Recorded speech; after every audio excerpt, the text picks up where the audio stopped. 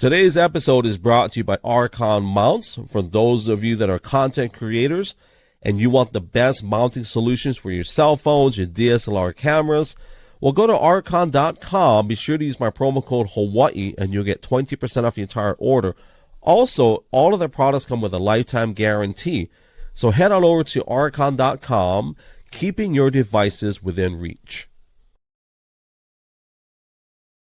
Today's episode is brought to you by One Shot Energy Voice Drops. They are a low-sugar yuzu honey lozenge that soothes and protects your throat and voice with an infusion of slippery elm, marshmallow, and licorice root. Whether you are a full-time gamer, public speaker, pastor, preacher, teacher, maybe you like doing podcasting, you got to get your hands on these voice drops by OneShotEnergy.com.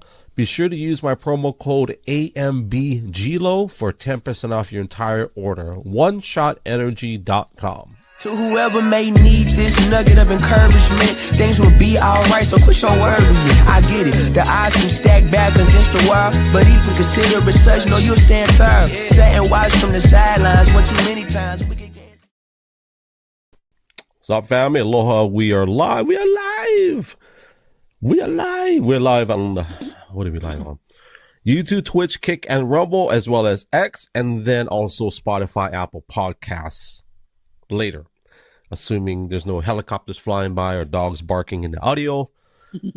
Thank you for being here. My name is Butter Greg, aka The Real Gilo. If you don't know who I am by now, I've got my branding all over the screen, so hopefully you know who I am by now. But we also have my wife, Emily, who is here with us. And we are just blessed to share life with you. Today we're going to talk about, is Hawaii dead? Are we make die dead, as we say in Hawaii? We make die. So make die dead is just dead. It's like a dead, like super dead. Super dead. Super dead. There's such a thing as super dead. And then we're going to talk about, where's my list? We're going to talk about, I don't have a list. I have like two things. The idea of Hawaii is Hawaii dead. You ready for camera? Yeah. Okay, let's put away from one camera. We don't know who that beautiful Hawaiian, Samoan, no, Puerto Rican, Hawaiian, Samoan, Tongan, and Maori. So if you guys want to know what a Hawaiian could look like back in the day, here's a glimpse. I am kind of Hawaiian. I'm like a quarter Hawaiian, Chinese, Filipino. So anyways. Aloha, everybody. Malo elele. Malo elele. Talofa lava to all of my Samoan friends. To lava. Go ahead to our Fijians.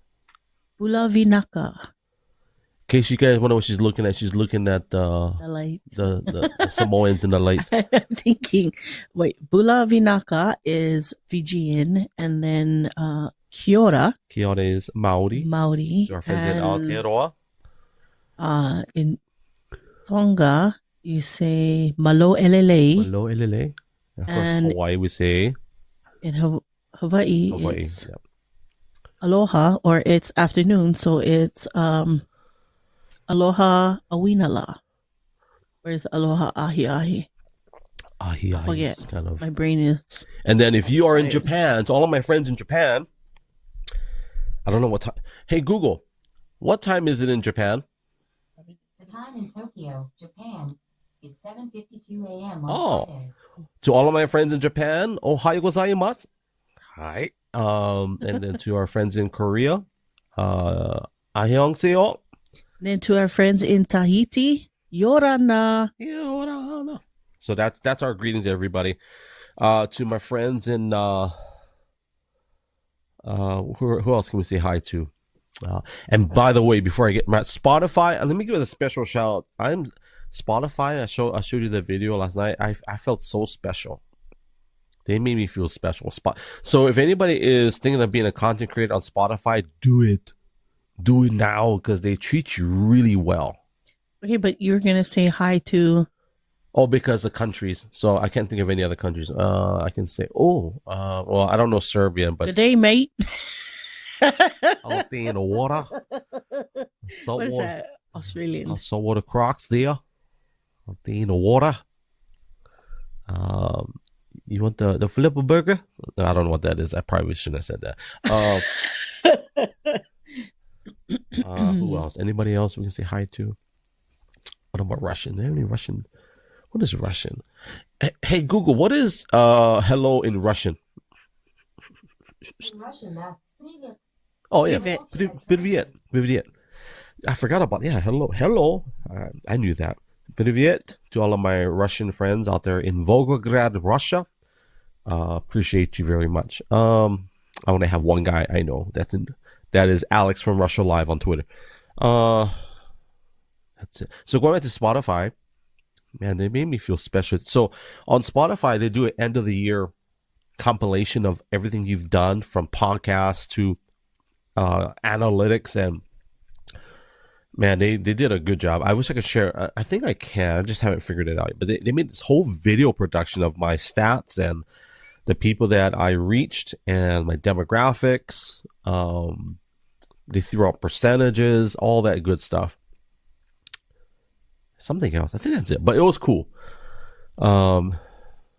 Yeah. Hey, let's get right into the video. I want to play the video and we'll talk about it. So if you're joining us brand new, live, first time, thank you. We appreciate you. If you guys want to connect with us, go to therealgilo.com. That's my website. It's in my bio on all socials, all platforms. And if you're on YouTube, Twitch, Kick, or Rumble, little subscribe would be nice. You don't have to if you don't like it. You don't like our content, but it would be appreciated. So thank you for the likes, shares, and subscribes for those of you that are able to do that. So, okay, let's play the video, and then we'll explain it. So let me play the video. This is from, is it yesterday? Day before yesterday? Day before yesterday, probably. Because it wasn't live yesterday. Was it live? It went viral though. among Hawaiians. So this is a 3-minute clip. It's not that long. And if you don't want to watch the whole thing, you can come back after 3 minutes and we'll explain it. But there are some very important parts you don't want to miss in this video. So let's play it. Hello, please. Good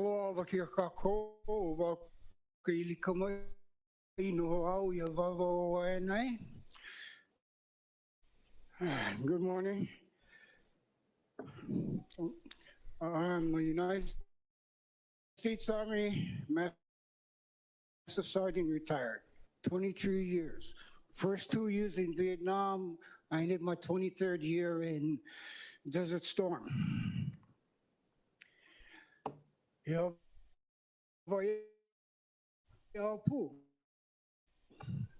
I'm a Hawaiian too. I'm 72 years old. Andrea, Augie, I appreciate this. I really do. And I'm in support of it. I think that's why I can't, I don't know if you can hear me or not, but I would like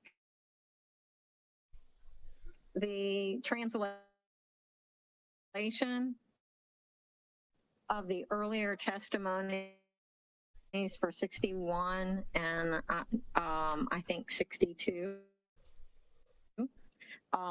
They originally were, and it is not to not know. I'm assuming that would not work on translator.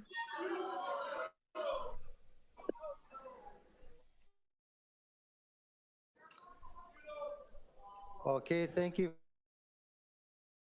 for your comments. I believe the testimony was both in English and in Hawaiian. Mr. Clerk, let's move on, please. Putting items on pages 6 and 7, I believe we had 2 people with their hands up. I do want to note that of the state of Hawaii.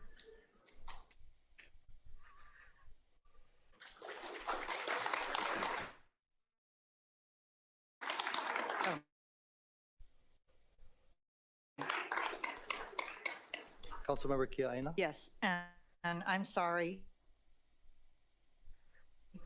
No offense to the testifier, but how dare you say that? It is not a dead language. It's very, very much alive. And if it wasn't for the fact our language We would be speaking very respectful when you come to testify at the city council. Hikia uke o lalo Hawaii ke ia manawa I ke ia halavai in the halavai and in any other meeting that I choose the 15th article clear that it's okay to speak it and Auntie Kapua did speak it and then translate for herself. So thank you. We are not trying to exclude anyone. Definitely when we speak Hawaiian, we try to translate it after for other people to hear as well. And yes, my kids did go to Hawaiian immersion and we speak Hawaiian in our home.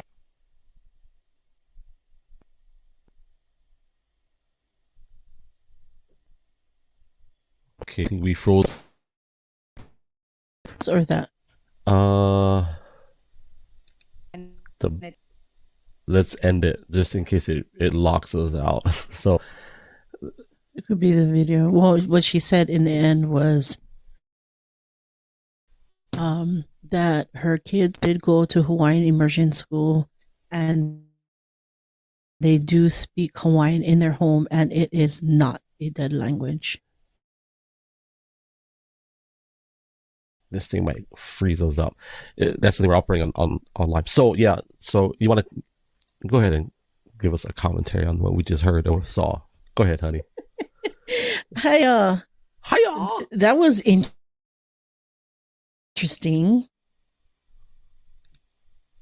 That was very interesting.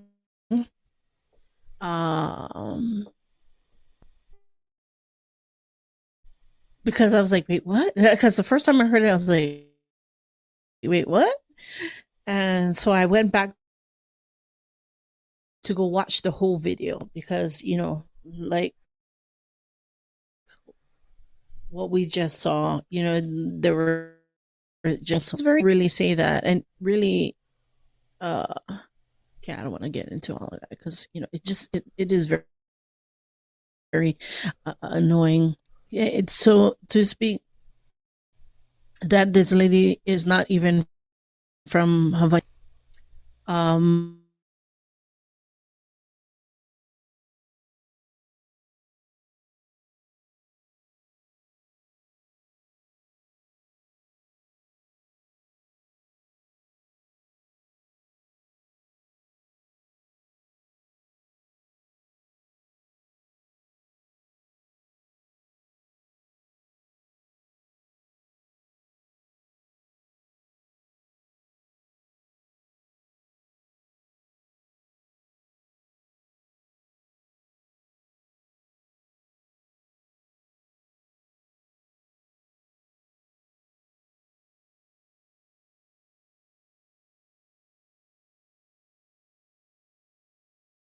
So yes, Andrea Tupola, she is Hawaiian. Esther Kiana, she is Hawaiian. And then if you look and you see the Haole man or the white man that was talking, he brings forth the city council. He is actually Hawaiian. And actually we had a conversation about that because you can tell just by the way that he talks and he enunciates. Did you look him up at all? Tommy Waters. Oh, okay. That's his name. Okay.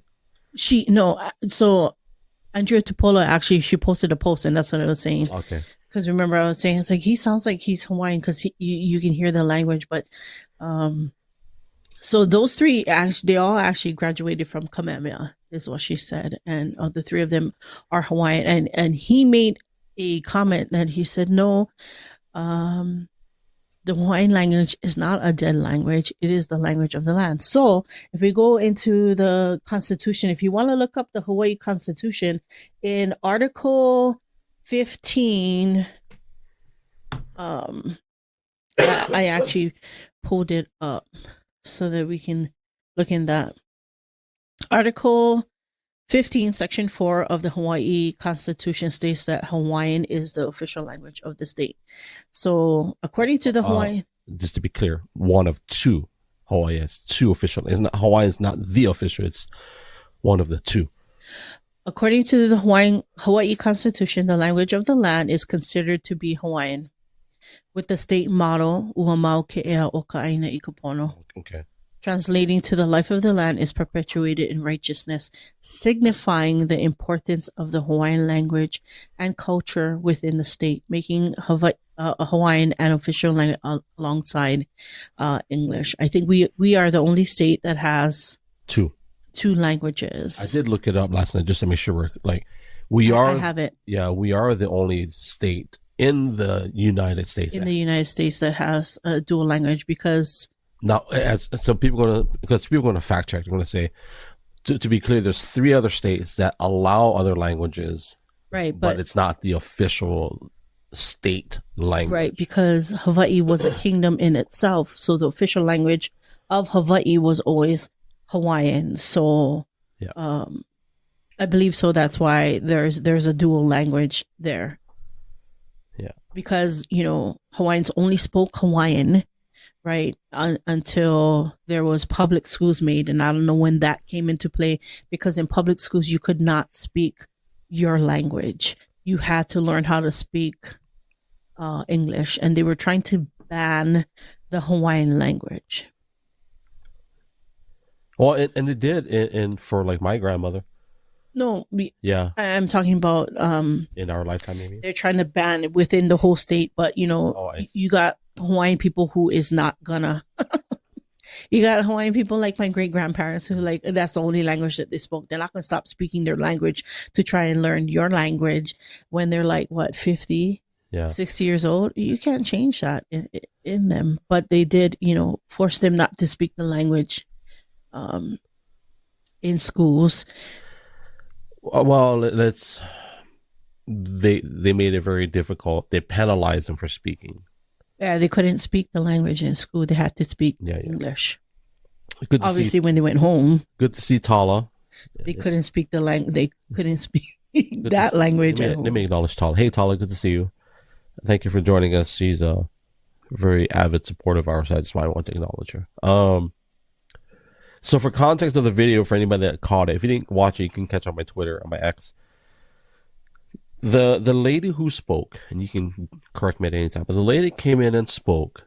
This was part of a city council meeting, hearing, or it was like 8 hours, at least 8 hours. It was a city council meeting that they had because there's a lot of things on the table that they were how many hours? It was 8 hours. At least 8 hours. At least 8 hours of this meeting. And so I'm sure every state has, because Hawaii doesn't have its own governmental structure. They basically copy, Western culture when it comes to, but then of course you have Hawaii tradition and its own. But so they allow testimony, right? Mm-hmm. Just what I did in what year was that when we did SB1? Let's ask Google. Hey Google, when was the SB1 hearings in Hawaii? Sorry, I didn't She doesn't know. I'll look it up. So for people that don't know, I did a written testimony in front of our state legislature back in 2014. It was to protest a bill that they were trying to pass.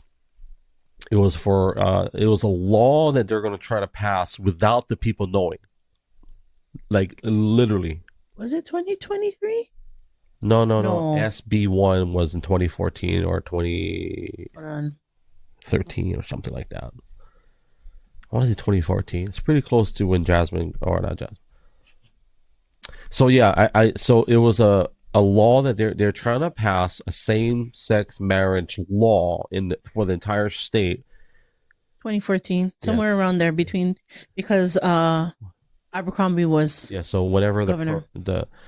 So anyways, they tried to pass this law without the people knowing. And once the people found out, they started to protest, and they had at least 10,000 people at the front doors of the state capitol, literally, actually more than that. But so we were there, we were protesting the whole week. We had our written testimonies, we submitted it, and then they allowed us to come up and speak and read our written testimony or share whatever it was on our heart. Right, I get. So that's how it works. Even with the video they just saw, people were. So, anyways, right. But so in context, this was a city council meeting. City council meetings are to set policies, ordinances, approving the city budgets. Making decisions that impact the community through creation and implementation of local laws and regulations, basically like stuff like, what do you call that? Like putting in bike lanes, or if they need more pedestrian crosswalks, All or kinds of little projects. yeah. So this one they were talking about Papa Wheelies. I don't know if you guys know what that is. Kids are on the bike and they lift up their bikes and stuff, because now we have electric bikes. It's not just the, manual bikes where you just fall off, get so they were talking couple about scrapes or whatever. But this one is with the electric bikes, where I think a kid died doing So something. let's go like to that. what the lady was talking about. Anyway, so in this meeting, they were talking about things like that, and so people were coming up giving testimonies, and then they had testimonies where people could come on video or telephone calls. So I think the first one was she came on and she was doing the telephone call. The second video that she came on, the second time she testified, was she was on video, and I was reading Andrea Topola's response, and she said she was kind of taken aback, and I think everybody was really taken aback. Like, what? What are you talking about? Here's a question: what would have been more offensive? Would it have been more offensive if it was a Hawaiian person that said that? Yeah, that it would be more offensive if it was a Hawaiian person, because you are the people. That's your culture. That's your people. And that's where you come from, and you should know your history, language, and how much it affected us as a people. And I do want to say that hula was a thing that really preserved our language, because hula Yoni spoke in Hawaiian, right? Yoni sang in Hawaiian, Yoni chanted in Hawaiian, and that pretty much, I didn't say it saved our language, but it helped keep our language alive. If that was the only burning ember, was the ember. It was a vehicle. That's right. That's how I would say it. It was a vehicle that gave people, I don't know, it made them look at it. It made them look at Hawaii. Now, of course, there are some negative things, like of course, Lilo and Stitch, the way they just totally gentrified, or different types of adaptations of it, like Bugs Bunny, all those. Yeah, it's not a skin color, but the haole culture, where they would just disrespect. So we always had to fight to keep our language alive, which, whether it was like my grandma would kind of crack me up now, but my grandma would say stuff like she would tell me stories about going to school and not being able to speak the language, and they actually would spank them for speaking Hawaiian if you spoke Hawaiian and not English. But when they go home, they get spanking for speaking English and not Hawaiian, because your family at home, they only spoke Hawaiian. Plus they're upset with everything that happened, so no, I don't want to speak that language, right? And then Kekula Kaiopuni, they are Hawaiian immersion schools. Okay, they're called Kekula Kaiopuni, wherever they are. My sister worked at Anuenue in Palolo Valley, and they help to preserve the language, and they train them from the time they're in kindergarten to learn the language. And then they learn side by side Hawaiian and English when they begin 5th grade, I think it is. And then they learn the language side by side. Right? I agree, Tala, that there's a lot of died out languages that have been lost in the native, even the Native American. So here's Keawe on Twitter. Humunuku Apua. He didn't spell it right, but I'm sure somebody took his username. So his username on Twitter on X is Humunuku Apua. Keawe is his name. Yeah, but his user handle. So if people want to look him up, that's his user handle. It's Humunuku Apua _. He quoted, "They were speaking in a language that wasn't English. I am assuming that it was Hawaiian, and that is a dead language." That's what she said. And so, just for context, what people do not understand is that Hawaii, I'm going to reinforce what you said, Hawaii is the only state in the United States that has 2 official languages of the state.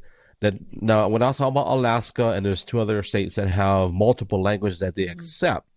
But let me put it into context. If I go and speak Hawaiian at any government building, I am not required to translate. I can tell you whatever I want in Hawaiian. Right. It is not my duty to tell you what I'm saying.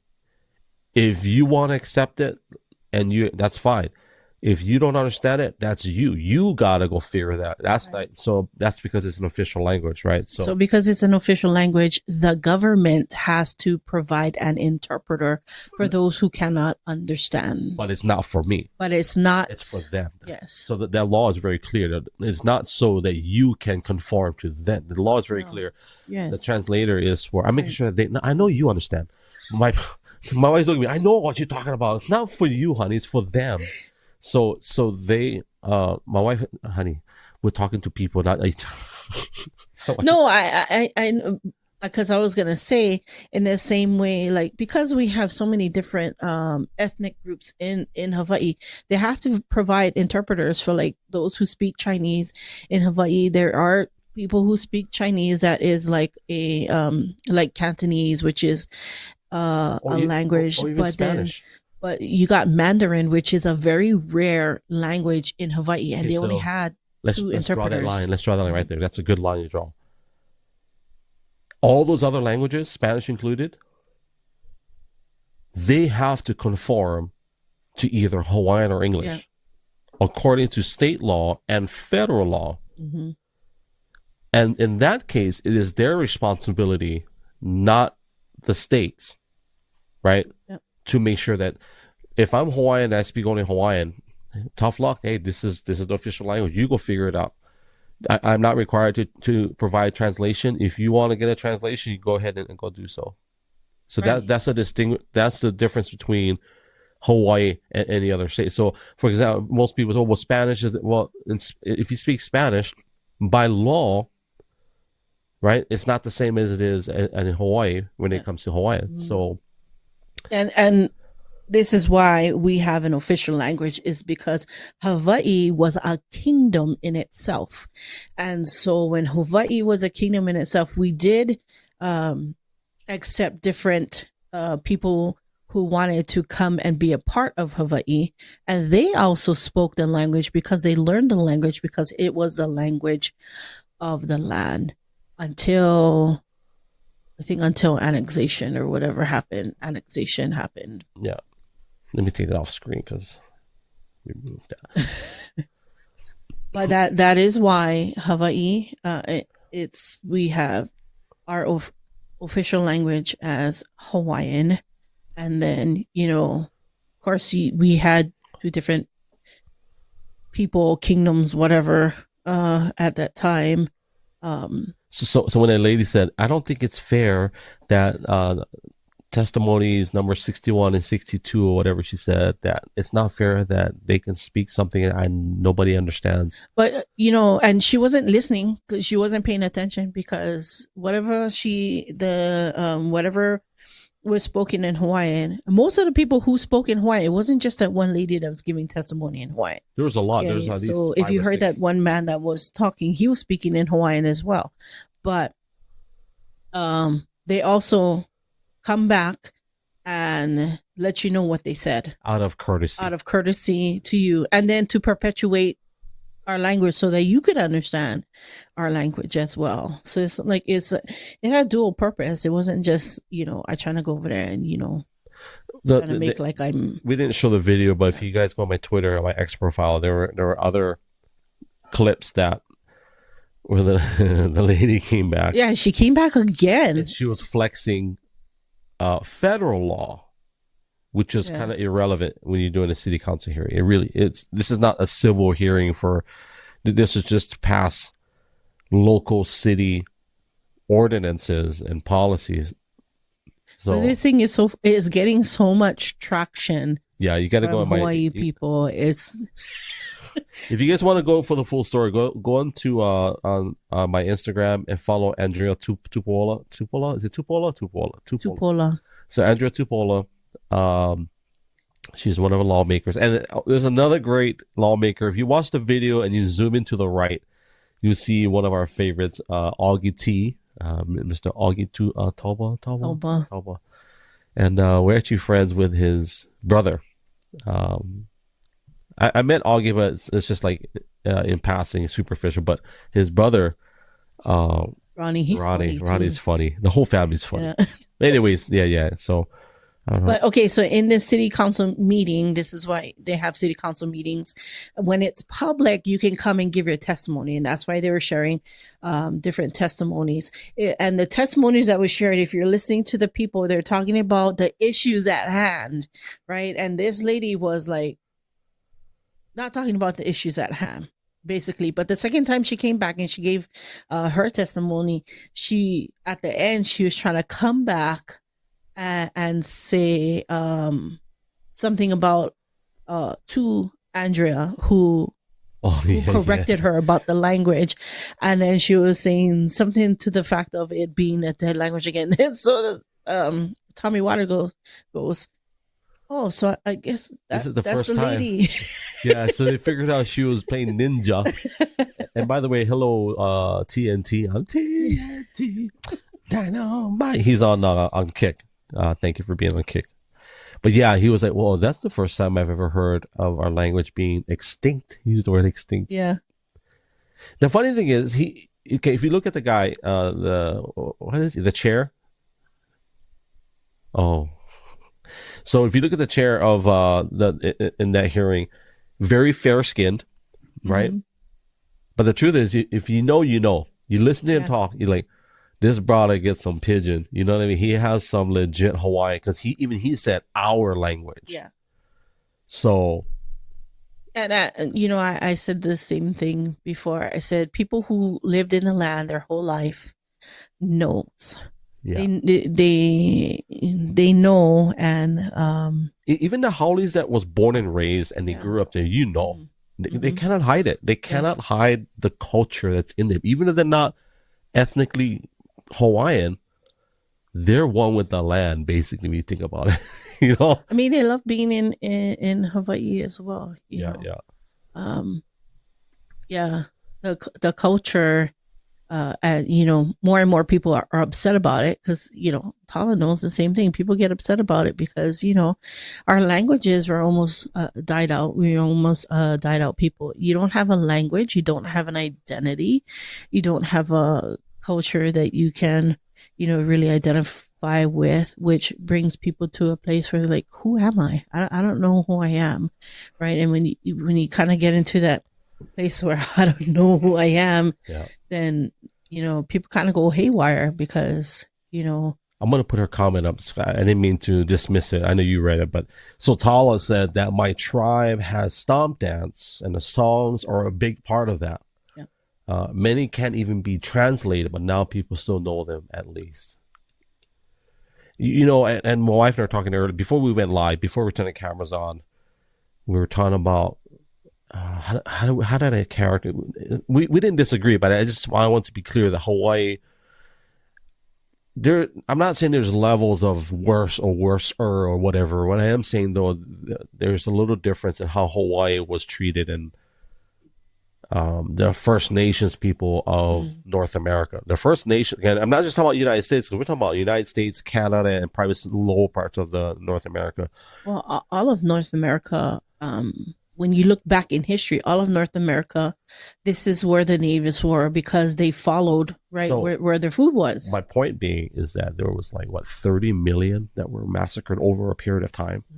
I'm sure the numbers were more not accurate, but I'm just doing it from my last Google search. So Hawaii fortunately had had a different setup, right? Our setup was that we were localized on a small island chain. Our people anyway. We did have other influences as well that came over through the land, which was Russia, and then you had the British rule, right? So Britain kind of was the same because Britain they were the largest rule, right, or influence.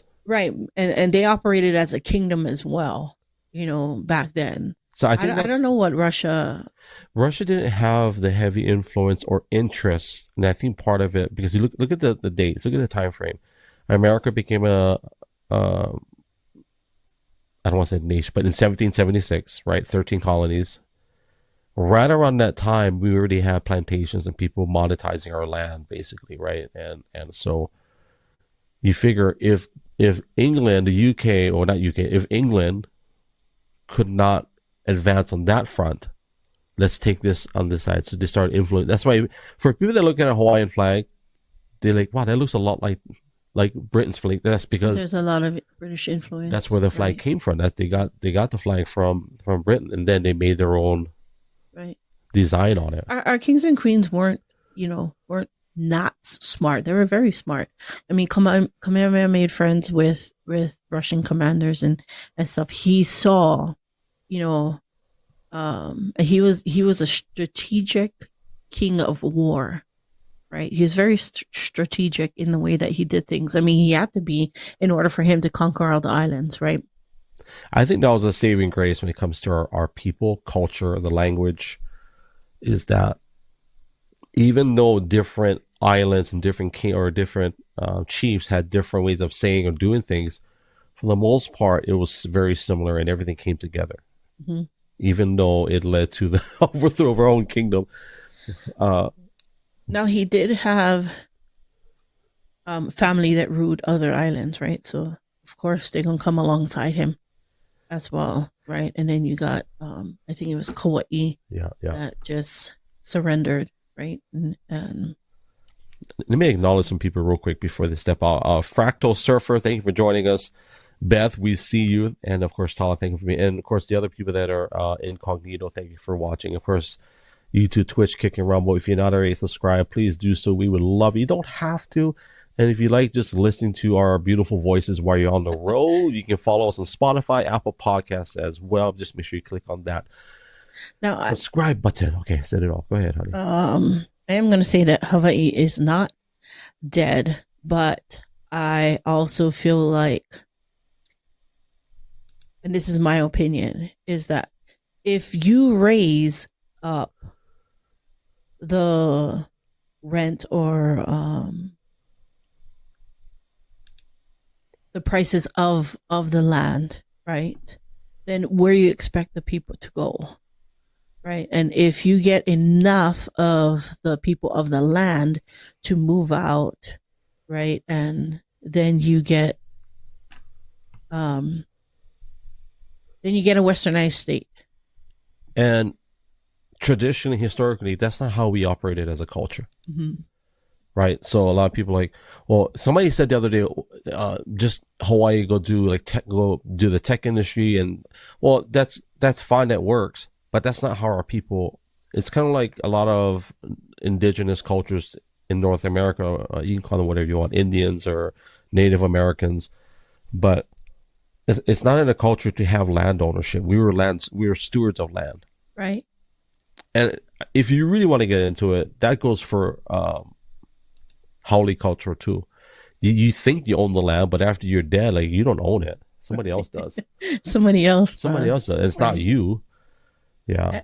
In our culture, it was a generational way of living. So the generational way is you teach people, right? You teach your family how to steward the land so that when you are gone as well, then they can steward the land as well, right? So it's of no benefit that, your kids just kind of hang around and do whatever, right? In the same way, that's what makes our culture different from a lot of other cultures, is where we train our kids to do things, right? Whether it's wash dishes, wash clothes, learn how to cook, care for each other, care for your family, care for your siblings, care for your cousins, take in your family if they need help, for a season, and then they go back out if they need help again, then they come back in, or somebody passed away and they left a child behind. Okay, which one in the family is going to take the babies in? Which one in the family is going to take the kids in? And then they all come together as a community to help each other. And that's pretty much how we do. And even when, like, even when somebody passes away, right? Like when my grandma passed away, I can tell you we had the uku million noodles, the big pans of noodles. Like, I don't know how we're going to eat this much noodles. Anybody need noodles? So if anybody doesn't know what uku million is, that number. So just to be clear, I don't want anybody to think, oh, well, you guys are so prideful. We do the same thing, which is true. And we're not saying only Hawaiians do what my wife said. However, culturally, it's understood that, for example, and this is not like a Lopez thing or Rodriguez or a Lima thing or whatever Hawaiian name you want to throw out there. This is a culture thing. When you come to a party in Hawaii and it's a Hawaiian family, it's already understood you're going to go home with a bag full of food. That's just a culture. We don't do chips and salsa. I'm sorry. If anybody does chips and salsa, God bless you. We don't do tacos. We do plate lunch. Okay, so plate lunch is like the only people that beat us. The only people that beat us, I will say, is our Turkish friends. Say Micronesians. Are the Micronesians, bro. So it's not even a plate. It's like a foil pan. Yeah, you know the foil pan you buy at Walmart. Bro, my friends that are so if you don't know what Micronesian, go look it up. For to make it real simple, they are a type of Polynesians. But those are the ones that the United States did nuclear bomb testing on. Yeah. So maybe that's why they're hungry all the time. But anyway, that's a joke. But anyway, so Hawaiians, you go when you make your plate, you literally it's okay. Pile it up because there's like 5 more trays just for you. So from a cultural perspective, that's kind of how we are, right? We're always taking care, even after you've like and you're ready to go home, right? Hey, no, don't leave it. Hold on, I'm packing your bag, right? So you got lunch for tomorrow. The kids can, you have dinner. You don't have to cook tomorrow. Just warm up the food. That's culture, right? So even in the same way, when people are grieving, it's not coming to stay, hang out, or whatever. Maybe that's something that they need, but majority of people, families will come, give hugs, tell them, we love you, we're praying for you, whatever, and then they drop the food off and then they would leave. That's kind of how families would do. And then a lot of times you'd have family just come and hang out. Here's a question. Not even say anything, just sit and hang out. But can you see? Paula had a question. Yeah, so it's just that do Hawaiian people have designated? No, not like how she's asking, but we can. No, I mean back in the day, they did have different tribes, chiefs, because on different parts of the islands they had different chiefs and stuff. When Kamehameha united everything, everybody just came under the one rule. Although on every island there is, I don't want to say a dialect. Maybe it's a dialect of the way that they would speak, in the way that they would speak. But even as kings and queens, they even understood that, right? So to give honor to maybe a king or a chief on Kauai, they would use their language while also speaking when they identify different things. It was a way of honoring, number one, and I'll throw his name out there. Keep It Aloha Pod. Young guy. He's got some amazing guests on his podcast. He stirred a lot of controversy just by a couple of clips. And that's the problem with clips, because you don't get the full context. But still, even out of context, in context, some of the attitudes that he portrayed were like, I'm better than you because I speak the Olelo Hawaii and you do not, right? So, and I know he didn't mean to put it that way, but the old way, so this is a saving grace for haole people that come to Hawaii. If you say Honolulu versus Honolulu, it's okay. We understand, because Hawaiians had the same grace. Right. Because you have Hanalei, and actually some people said Honolulu that were from the Big Island. When they go to Maui or Kauai, they would, like you said, they would adjust their dialect for out of honor. Out of honor. Because on Oahu, it was Honolulu, but on Kauai, because they have hana a lot of times in their words, so they would say hana lulu. Yeah. Right. So it just depends on, but they would give honor to each other even in language forms. I like what Fractal Surfer said, can still bring the lumpia. I miss lumpia. Yeah. Thanks, Fractal Surfer. Right? Tiger Ninja said, thanks. Now I'm hungry. Thanks. No soup for you. Let's see what else we missed. Tala said mainland indigenous have tribes, also bands, clans with those. Yeah, I agree. One more. Turkey clans are families. I am Wolf clan. Are you? I can make a joke with that, Tala. You know I can.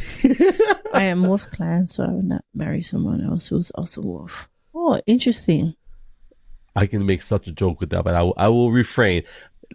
Just look up Matt Walsh, Wolf, and you'll see where I'm going. Now, I will say this. A lot of Hawaiians are related. And so if I take my family, for example, right? My family's from Molokai. Molokai is a smaller island. I have family on Kauai as well. But, my grandma came from 12 siblings. Majority of her siblings lived on, I say lived because they're not alive. They lived on Molokai. So, you got cousins and then cousins and then cousins and cousins. So, whenever I meet somebody, if we were dating. You always got to ask. I always got to ask. Like, I asked my husband the same question. He said he was Hawaiian. I was like, oh, yeah? So where you're family from? Because, I just don't want to. Just in our defense, because Tala said, well, yeah, it's an island. Well, let's be clear. It's a series of islands. So that's why it's important. Like, if you're from Maui, you probably shouldn't date anybody on Molokai. Or if you live on Molokai, you probably shouldn't date anybody on Molokai. You should probably go to Maui, which is like a boat ride over. It's a few minutes boat ride. So to overcome that objection that Tala said, I'll put up on screen. It's an island. It's a series of islands. I think 6 out of 8 are habitable, and the rest are kind of like, you got to pick and choose. That's funny. Yeah. I know. And so one of my uncles married his cousin. He didn't know was his cousin until the families met, and this was before they're getting married, and he still decided to marry her. And now therein lies the issue. There are some sad. Actually, before I go to the sad story, can I tell them my famous Molokai story? So why did we go to Molokai? We went to Molokai for business, right? Business. Yeah. So we went to Molokai for business. We had I won't say the business. So anyways, we had some business to do. And so we stayed at your uncle's house. Mm-hmm. And so the uncle, he let us drive his car. Mm-hmm. So if you guys want to have a visual representation of this island, if you've ever seen Lilo and Stitch, the first one, it's kind of like that. On this island, I am not even kidding. There's one traffic light on the whole island. Mm-hmm. And there's about 6,000 people maybe on the island. 8,000. 8,000.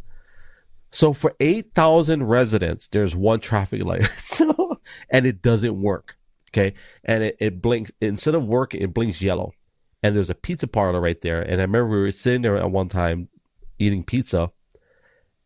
And we heard a car accident. We looked out the window. It was the funniest thing I've ever seen in my life. Somebody got into an accident with a cop at a stoplight. The only stoplight in the whole island, and it doesn't work.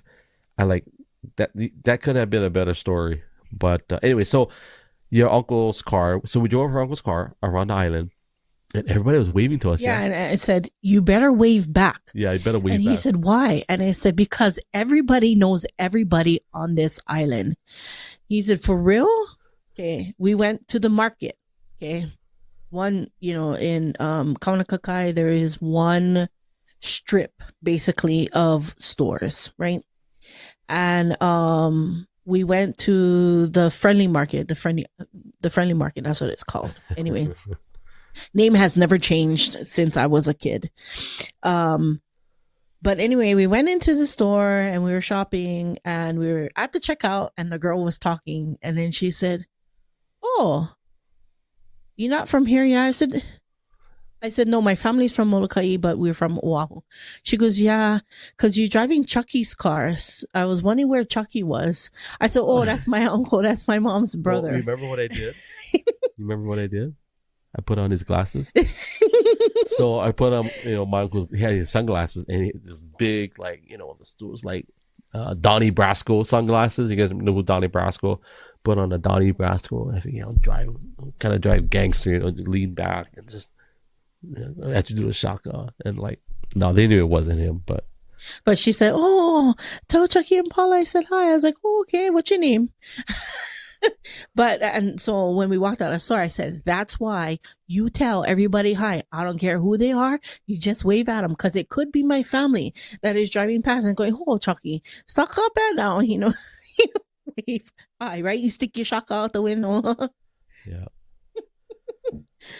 But that's how small the island is. Everybody knows, everybody knows everybody. So pointing the needle back to culture in Hawaii, that's how it is in Hawaii. Like everybody, we'll just do a blanket statement. Everybody kind of knows everybody. And if you don't know them directly. Can you put the camera on you? Oh, yeah. Are you Yeah, I got it. Okay, hold on. Let me mute your mic. And you are. Okay, hold on. Wait, how do I do this? There we go. Okay. Hello, family. So, baby duty. Yeah. Okay. So one of our friends just gave birth. Home birth. Yeah. Home birth, brother. Like with the whole what do you call that? Doula. With a doula or midwife. So my wife is going to help for a minute. I think. I'm not sure. She didn't tell me. But going into the culture of Hawaii, it's very important, like, to understand that everybody knows everybody, and if you don't know them directly, all you gotta say is like, "Hey, what's your last name? Oh, okay. What school you grad? Okay. And then what island you from?" And those three questions will kind of pinpoint to an idea of that if you're related or if you are connected at some point, right? So Fractal Surfer on X says it's 3 degrees of separation in Hawaii instead of the normal 6. Coconut Wireless is for real. No joke, brother. It is legit. Coconut Wireless, and that's why I said it's important to understand that. Like, so we're in Oregon right now. I don't know if you knew this, Fractal Surfer, but we have property on a big island. We don't have on Honolulu anymore. But like, you've gotta be very mindful when you live in Hawaii. A lot of people that come from the mainland to Hawaii, they don't understand that. Like the lady, I know you guys didn't see it, most of you, but the testimony we played in the beginning of this podcast,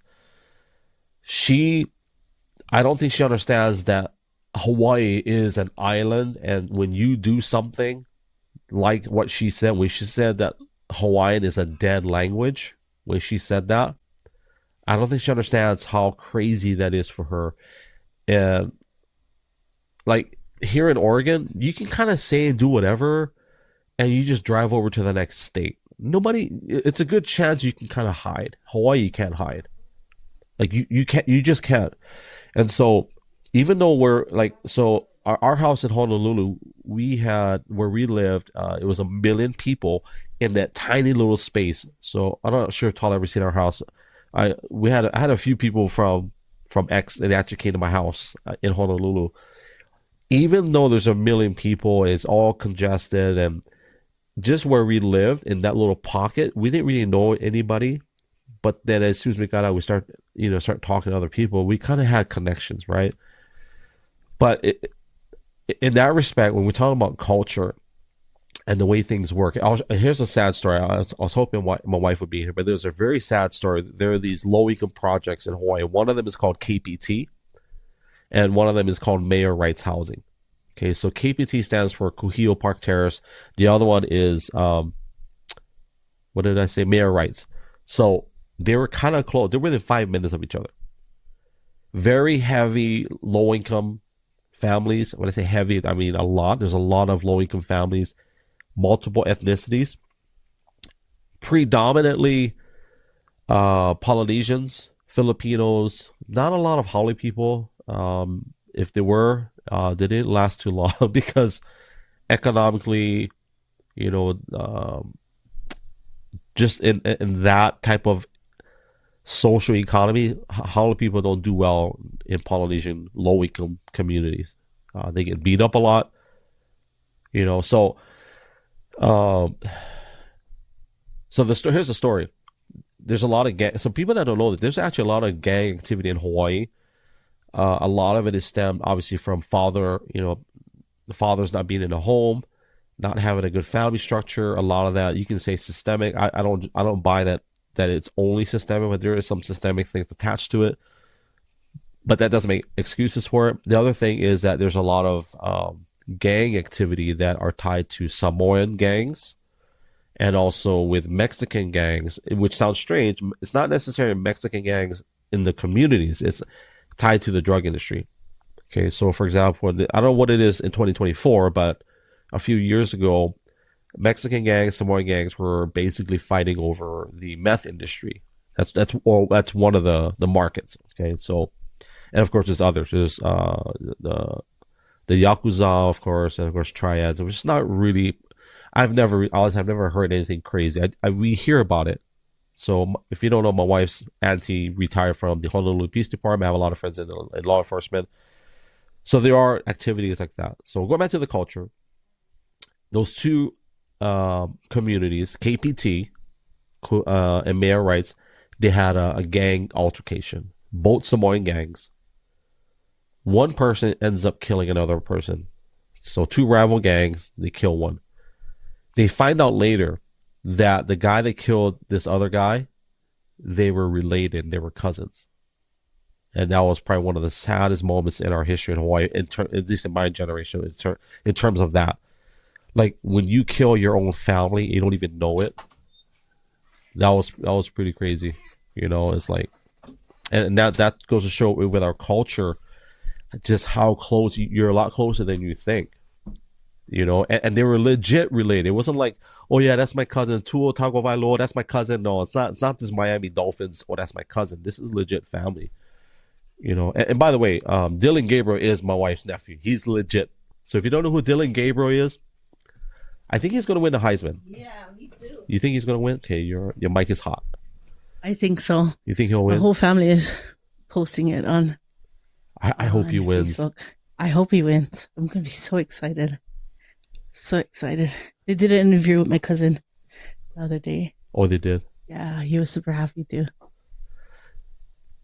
I'm going to keep bragging about it. So my wife's dad, her dad trained, used to coach.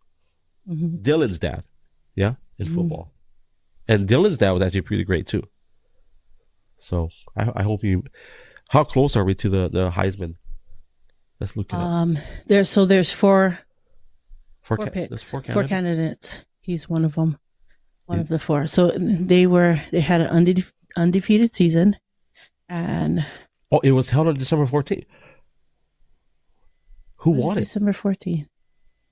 It's not even honey. It's only the 12th. Oh, this is my phone. This is Google. So okay, we gotta be nice to Google. Look what it says. It says, this is what my phone is saying. The 2024 Heisman Trophy Award was held on December. What the heck, Google? I'm freaking out over here. I hope he wins. Hold on, I gotta check my cousin's feed. I hope he wins. It's really close between him and Shadur Sanders. I hope Dylan wins it. Oh man, that'd be so crazy. You can tell we're related. Garrett looks like my auntie Angie, whom my dad and my auntie actually they look the most alike. I want to say he's not. Out of all my dad's they're saying he's third in a race. How can he be third? I don't know if he's third in a race. That's what it says right here. They have these odds. That's crazy. Wait, okay, so Dylan Gabriel, Oregon quarterback. Travis Hunter, Colorado wide receiver, DB, defensive back. Ashton Jonty, Boise State running back, and Cam Ward, Miami quarterback. Okay, that's a nice little departure from. So I shared the story about the KPT mayor rights, the gang violence sounds like political, the gang fight or whatever. What do you call that? The two gangs were fighting, and when one killed the other guy, they were actually related. They were cousins, and both of their mothers. That was so sad. Both mothers were just so heartbroken. I never forget that. That was crazy. Did they know that they were cousins? After the. Yeah. See, that's why we have family reunions. Yeah. That's why we have family reunions. We always would have, we call it the Lima Hui Ohana, and we always would have our reunions because of the fact we were such a big family that we needed to know our cousins. We needed to know our family because we are not like that, right? We don't want to be like that. And the same way, even with my dad's side family, I mean, they're Puerto Rican, right? But same values, you know. I grew up with all my first cousins, same thing, like, you know, like my mom's side. When I say my mom's side, we always had people, my family always in and out of our house. And when we would have a family reunion, everybody would get together. I mean, we would have these long tables, full with stuff. And, you know, you're right there alongside everybody. You're making laulaus. You're making food alongside, of course, the other stuff we couldn't make, but the stuff that we can make, like, and that's what we would do in my dad's side family. Same thing. We would have these long tables. We would all come together. We would make pateles. And we normally we would begin in October and we would make for Thanksgiving, Christmas, and New Year's. And that's how we would make it all. My Nana had these big freezers, and the freezers, Did you say would patele? hold, yeah. You gotta tell them what patele is. Well, and the freezers would hold the pateles. So those of you who don't know what pateles are, they are the Puerto Rican version of what tamales are, but we don't use, we never use corn or corn husks. We used green banana and tea leaves, obviously, because, you know, whatever in Hawaii, that when my family came over, actually not just my family, but when families came over from Puerto Rico, they needed to adapt because, you know, whatever they had back home, they didn't have in Hawaii. So, you know, even on that side of my family, we were all raised together. We were all closely knit together. Like Greg was talking about, my cousin Garrett, we went to all of his games. He played for UH. We would wait in line and we would stay at the stadium every time they had a game, and we would always go in, we would always support. And there was, you know, big family would come and support. Same thing with Tua. I don't know if you know who Tua is, but same thing. Tua comes from a big family. That's my cousin. Well. My cousin. My friend Donnie was making fun of that because, you know, all of a sudden, you know, Tua's everybody's cousin. But Tua's uncle is my classmate. We were friends in school. Him and his sister, which is so cool. That, you know, and then, you know, Tua's dad, his sisters, I also went to school with. And they come from a very big family as well. But very righteous, you know, good people. I am mighty and I am righteous. But, you know, same culture, you know, it's that family mentality, always coming together to support one another, you know. No, not huck to a girl. No. We don't want to add to her. To a Tagovailoa. Yeah. for the Miami Dolphins. So hoping prices, my bad. I just got, hey, what a grand entrance. What a grand entrance. And you know what? We're going to use this. Entrance. We're using this for Spotify. What the heck? You're going to be on Spotify, just so you know. You're going to be the Haktua proliferator. Is that the right word? Proliferator?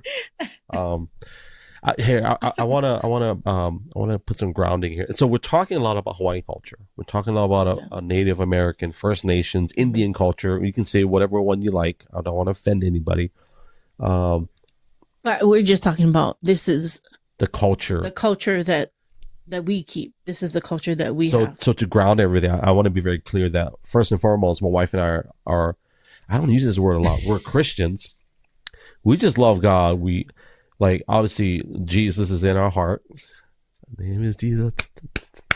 So, but if you don't know who we are, I'll kind of reintroduce ourselves. So, my wife and I were born and raised in Hawaii. We love the Lord. We started pastoring in Hawaii in 2019. We opened a drug and alcohol rehab as a partnership deal with Hope Center Ministries. We just love serving the Lord, and we're very passionate about obviously our roots. We know who we are. I'm not Asian. I'm not brown. I'm not. She's not part 1% white. We're very passionate about ethnicity, but also tying and connecting the dots. Mm-hmm. Hawaiian culture is important. First Nations culture is important. American culture is important, but there's one culture that should supersede them all. And if our culture does not run through that filter of kingdom culture, Matthew 6, when Jesus said, this is how you pray, let your will be done, let your kingdom come here on earth as it is in heaven. So that is our filter, that whatever culture that we think is important, we run that through the Lord and his kingdom culture on this earth. So right? Kingdom culture is a spirit-led, biblically based family of God, embracing every nation, every tribe, every tongue, right, is language, every people, committed to worshiping Jesus and living out kingdom values in their community. Yeah. Right. That's our commitment as kingdom culture believers, is this is who we should be. If you didn't know, well, now you know. If you're a believer and you didn't know, what all of that entailed as a believer, that's exactly what it is embracing every nation, every tribe, every people, every tongue, every language.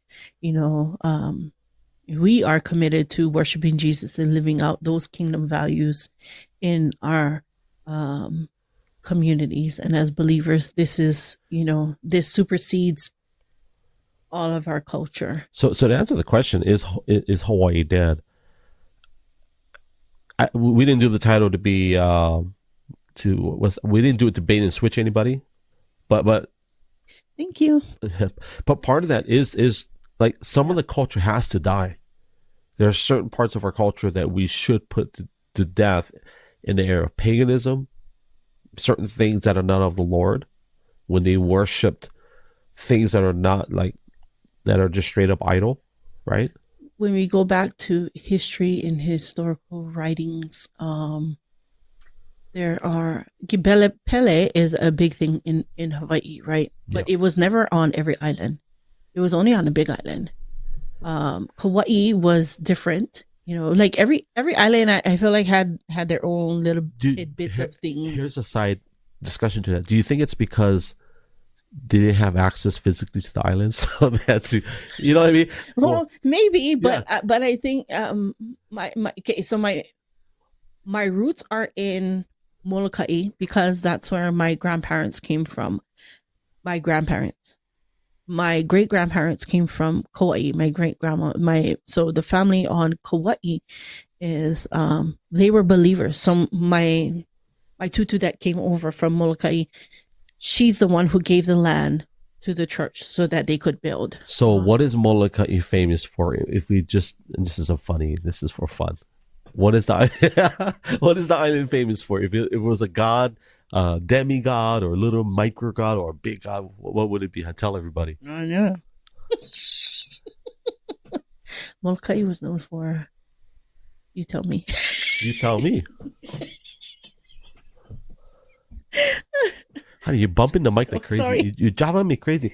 So the joke was because the question for anybody that just came in, the question was some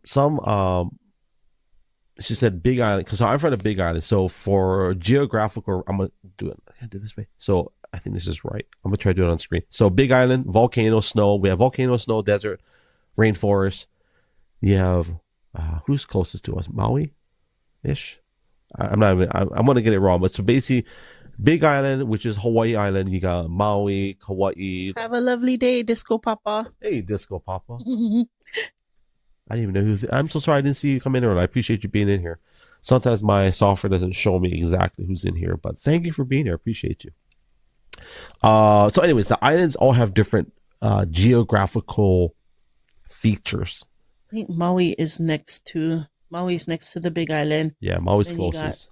All the smaller. Kauai's at the end.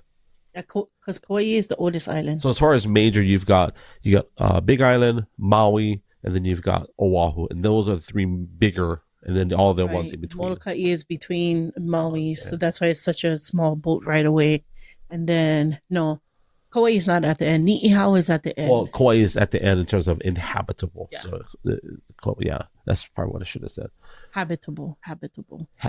What is it? Yeah, Habitable. yeah. Paganism has always been a thing throughout the lands, but I also believe that Now, to be clear, that doesn't mean that all of Native Hawaiians were like that. They actually did worship God even prior to missionaries. But I want to say, I think through every culture there has always been paganism, and I also believe that there is also a love for God. Yeah, in that, because and we never need.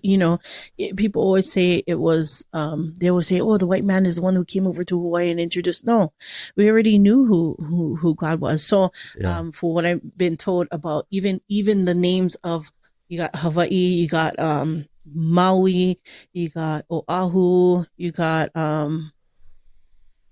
Kauai, right? So all the okinas between, that's how they were created. Kauai, Molokai, Maui, Lanai, Hawaii Island. Right? So hoping Christ brought it up. She's probably pulling the trigger early on you. Oh, so Io, right? Is a god that we knew. His name was Io, and it means the one true God, right? Yeah. And so this is what the islands were named after. So they carried the E, which is the I at the end. Yeah. In every on every island except for Oahu. Oahu, they use the O instead of like E-O or E-O. They use the O instead of the E, and that's how the islands were named, and that's how I knew how the islands were named that way. And so the same thing with Iolani Palace, Iolani, the one true God of the heavens. So from a scriptural perspective, and she pulled trigger, she actually fired shots early. Shots fired. She brought it up, and she's right? Because now that we're from a kingdom biblical perspective, the word does say that everybody has an opportunity to know him. Yeah. So sorry to all of my haole friends and missionaries. You helped, but you're not the one that, because Hawaiian culture existed way before you found out about us. So, but she's right. She says that we are born with an innate knowledge of God. He does, at some point in our history, he gives every man, woman, child an opportunity to get to know him. Remember, we're made in God's image, right? That's what I said yesterday. That's just scriptural, and that's not it's not even cultural. That's just scriptural, right? That's Genesis 1:27. In case you just no, Genesis 1:27. We are made in the image of God. Yeah, that's the way that He made us. So and it's a joke. It's probably a bad joke, but the Hawaii has a history of missionaries. That's written into our history, that they brought the gospel. They brought maybe the Protestant gospel. I wouldn't even say Protestant, because a lot of them were Catholicism. So they brought the Catholic version of the gospel, and of course various different ones too. But there was Protestant. Yeah, I don't know where So for example, Catholicism is the most dominant initially in Hawaii. We were talking about Molokai, for example. That's all Catholic. Catholic and Mormon. Mormon, yeah. Both, yeah. So they have churches called the Kalavina churches. That's what my mom would call them, the Kalavina churches, meaning they were the first churches in Hawaii, and they were. How do you say Kalavina? What? Kalavina. Is that supposed to represent something? Yes. The Kalavina churches are the first churches of. How do you spell that? I'm gonna look it up. I never heard that before. It almost sounds like you meant to say Calvin. No, because even what is her name? Says it Kale. It's like, oh, the Kalavina churches. Yeah, let me look it up. And so the Kalavina churches would be like the the church on the Big Island, and there's Kauai Ha'o. There's another church, I forget. Anyway, they were the first churches. I mean, of course, Jesus coming soon, right? Because I keep seeing the Kauai Ha'o. How you say it? yeah, Kauai Ha'o. Kauai Ha'o Church. They are one of the Kalavina churches. Okay, that's what so the first churches too also only spoke in Hawaiian. But if you look at Kauai Ha'o, I think they are the only church that still speaks in Hawaiian. Oh, okay. Interesting. But we, Okay, here we go. So Presbyterians, Congregationalists, Dutch Reformists. Those are the initial. I like how they use this word, stories of unenlightened natives. What is non-enlightened? Exactly. natives? And people wonder why you saw the video you saw. Unenlightened natives. This is an article in 2024, family. When was this published? This was published. And the one of the funny things is that we were called savage people. I think all people were called savage. If you weren't from Europe.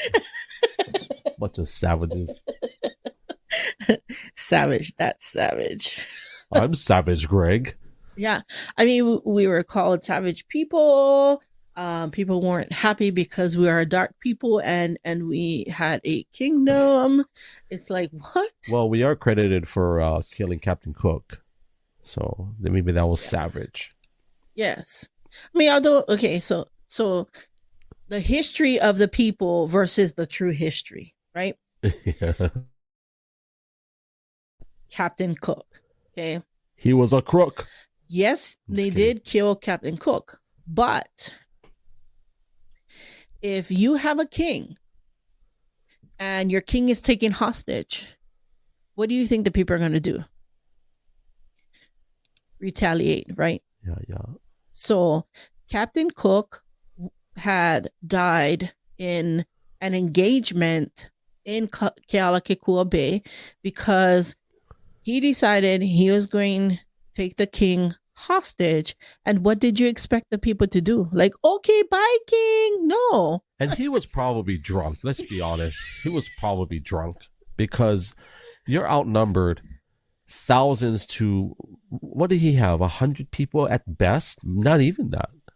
So I think he was intoxicated. Like, what in your right mind would make you think that he could overpower thousands upon thousands of people? Like, that's just crazy. Right. So once the people noticed that, this is what had happened, obviously this is what they were going to do, right? It's because when you get, your king or, the president taken hostage, of course, the people are not just going to sit back and go, okay, bye, So for whatever, however they doctored it up to make it seem like we were savage people and that we wanted to eat him.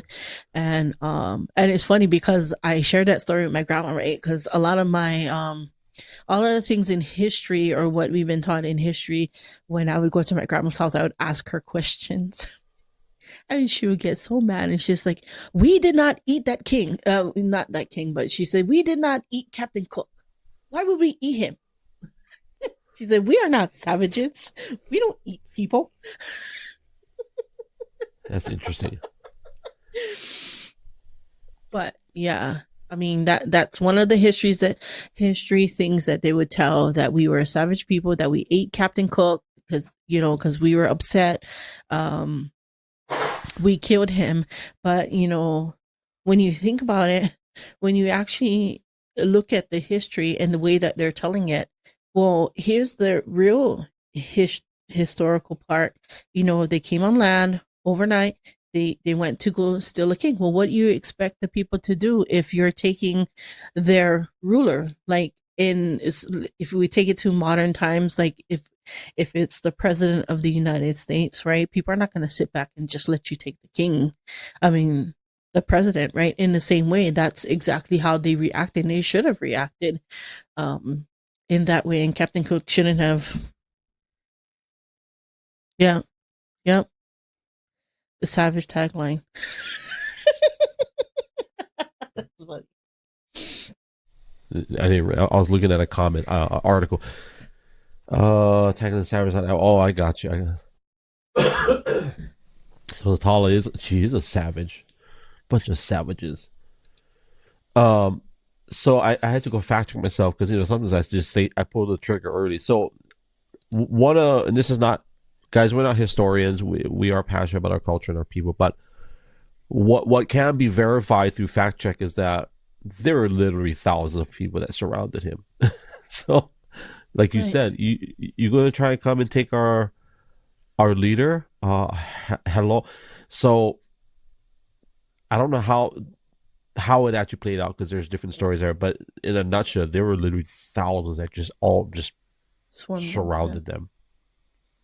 So it was a massacre, even though they had the quote unquote their Marines, because the words he used, that Captain Cook had his Marines with him. Like, I don't care how many Marines you got. Like, what are you gonna do when it's like those games you play on your cell phone, there's thousands of people. Like, there's no way. Right? You protect the king at all costs. Yeah. And a lot of people don't know this, and we talk about culture, and I know we're spending a lot. We actually didn't go through our bullet points, but I don't think we will. I might share a little bit, but there's a lot of our history that we've talked about before. And one is the 97%, 95% Christian. I think it's 97%. So for people that don't know, there was a time in Hawaii's history where 97% of our population professed to be Christian.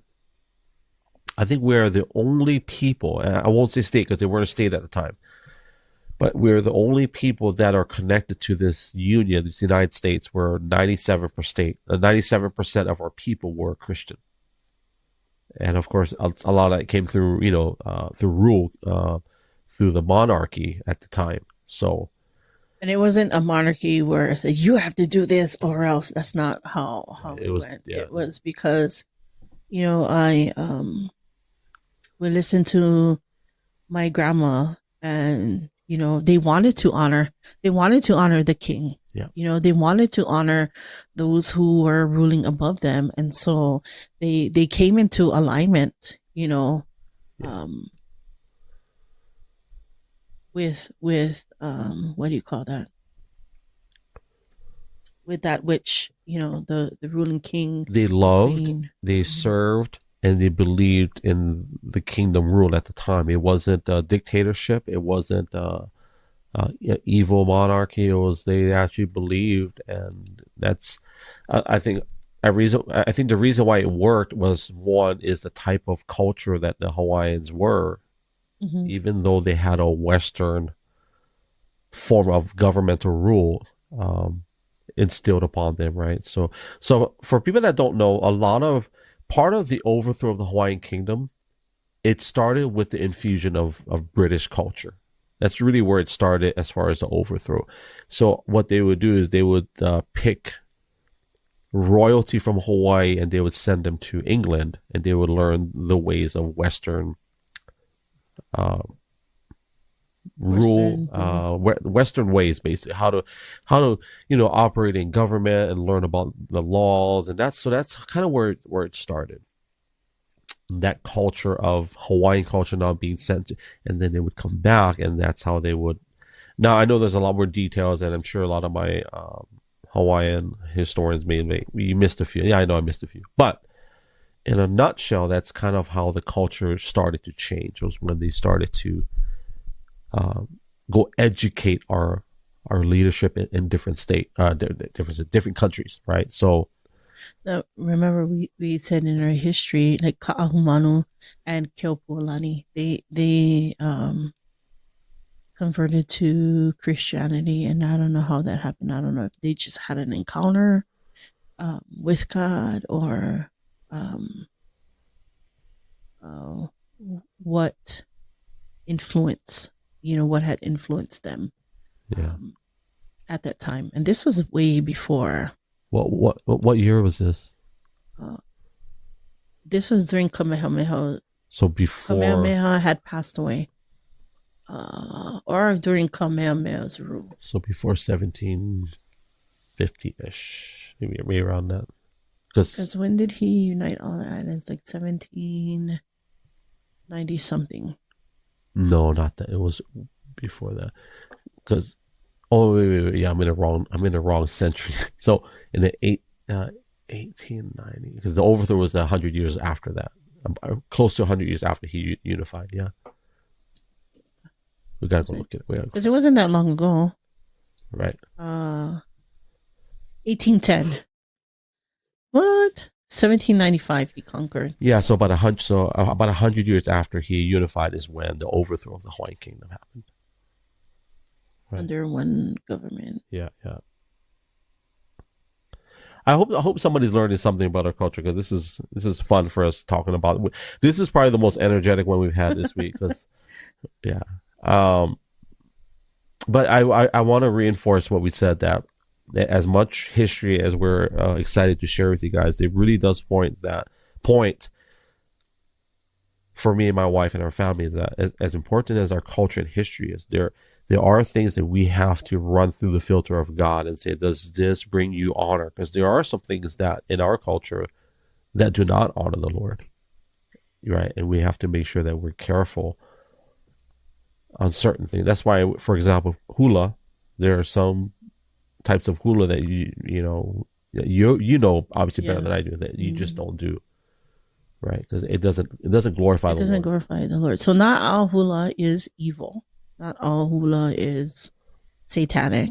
Hula was used to tell stories, whether it was before. Women back in the day could not do any form of hula.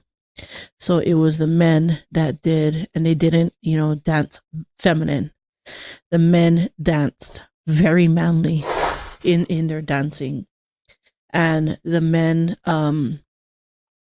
would do kahiko. There's two different forms of hula now. Before it was only kahiko. And then now there's kahiko and awana. So the difference between the two is one is more of a stout kind of movement. And kahiko is more of a serious thing. And awana is more of a easy flowing, how you see people dancing nowadays. When they do the thing like that, that's very different than. And just to remind people, hula is not about the hips. Yeah. Yeah. It's not about the hips. But that's the history of it. And so the men would dance, and they would tell a story of before they would go to war. They would dance, and they would the chanting in the dancing, it was to tell a story of what they did, how they conquered, how they won victories, and that was basically to encourage, the men that, hey, this is what we did and we can do this again, that kind of thing. Now, they did, do kahiko, and it was banned. I don't know. Hips don't lie. So she has a great question. I have it up on the screen. Can you see it on the screen? Were the people who were sent to Europe to learn used to overthrow the ruler like spies? That's a great question. It's a very good question. Not that I know of, because, okay, so I have my family line, some of them, and I have documentation that they went there to learn. So I don't know, what was it called? It was called the Blessed Hearts. No, not the Blessed Hearts. Basically like a boarding school for those who were of royalty. They could go to these schools and they would learn, I forget, Sacred Hearts of something. And they would put their kids on this to learn, I guess, to learn the culture, and then learn how to read, write, or whatever in English, and then come back home. There was also a man named Henry Opukahaya. He was educated. He went to go get an education, but also he became a missionary. Actually, he got saved, and he wanted them to bring the gospel back to Hawaii, to to win the people over. So I want to say that when the revival broke out in Hawaii, when we were almost 100% a Christian nation, was when Titus Cohen and another guy came and they started preaching the gospel more in Hawaii.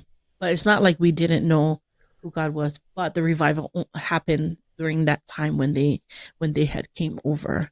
So to answer that question, spies, no. But I do believe that there was probably a very small percentage in that, maybe a big percent, I don't know, but that their ulterior motive was to overthrow the kingdom. Yeah. Now, we talked about this.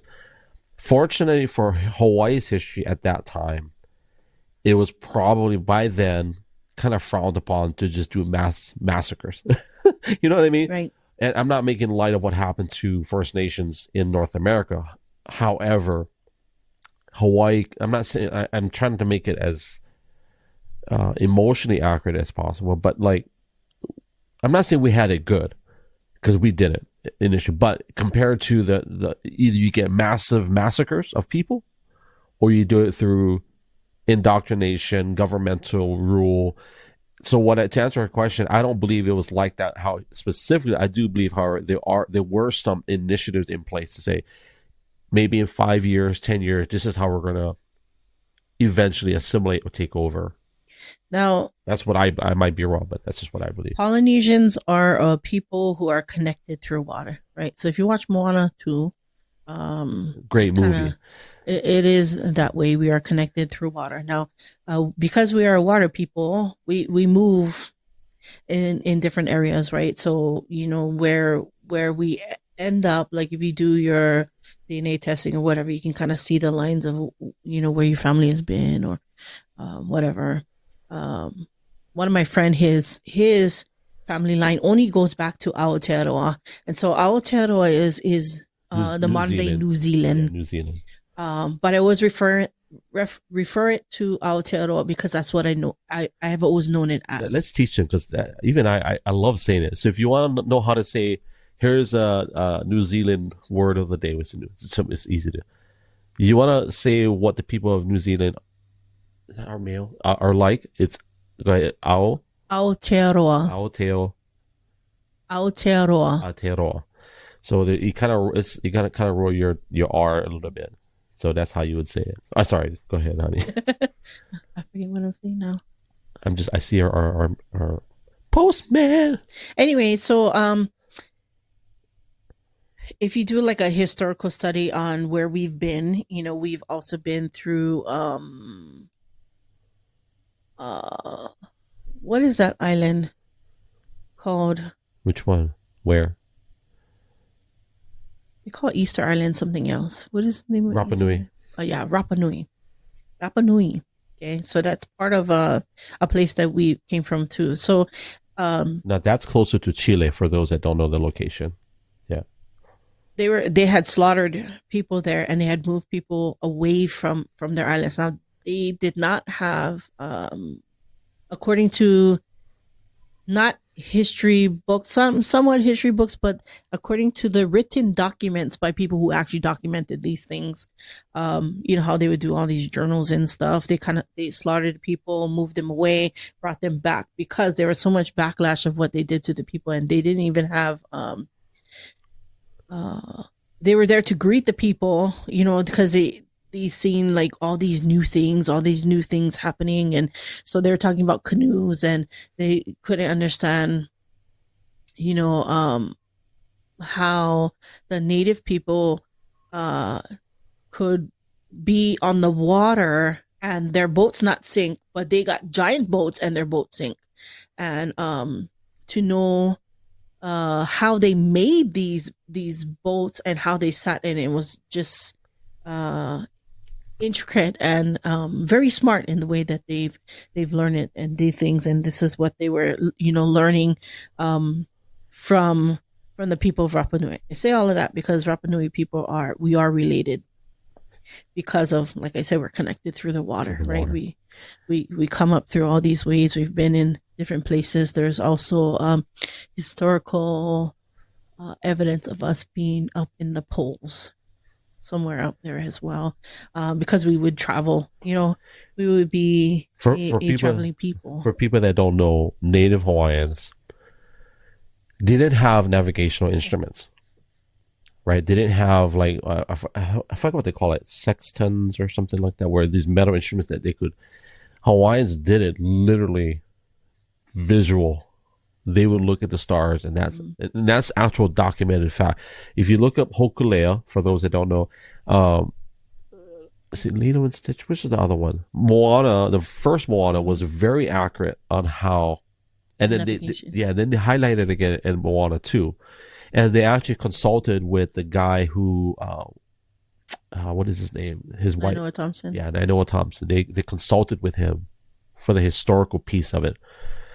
So, and I've done a live stream from Kukani Loco, which is the headquarters where they would teach people how to navigate.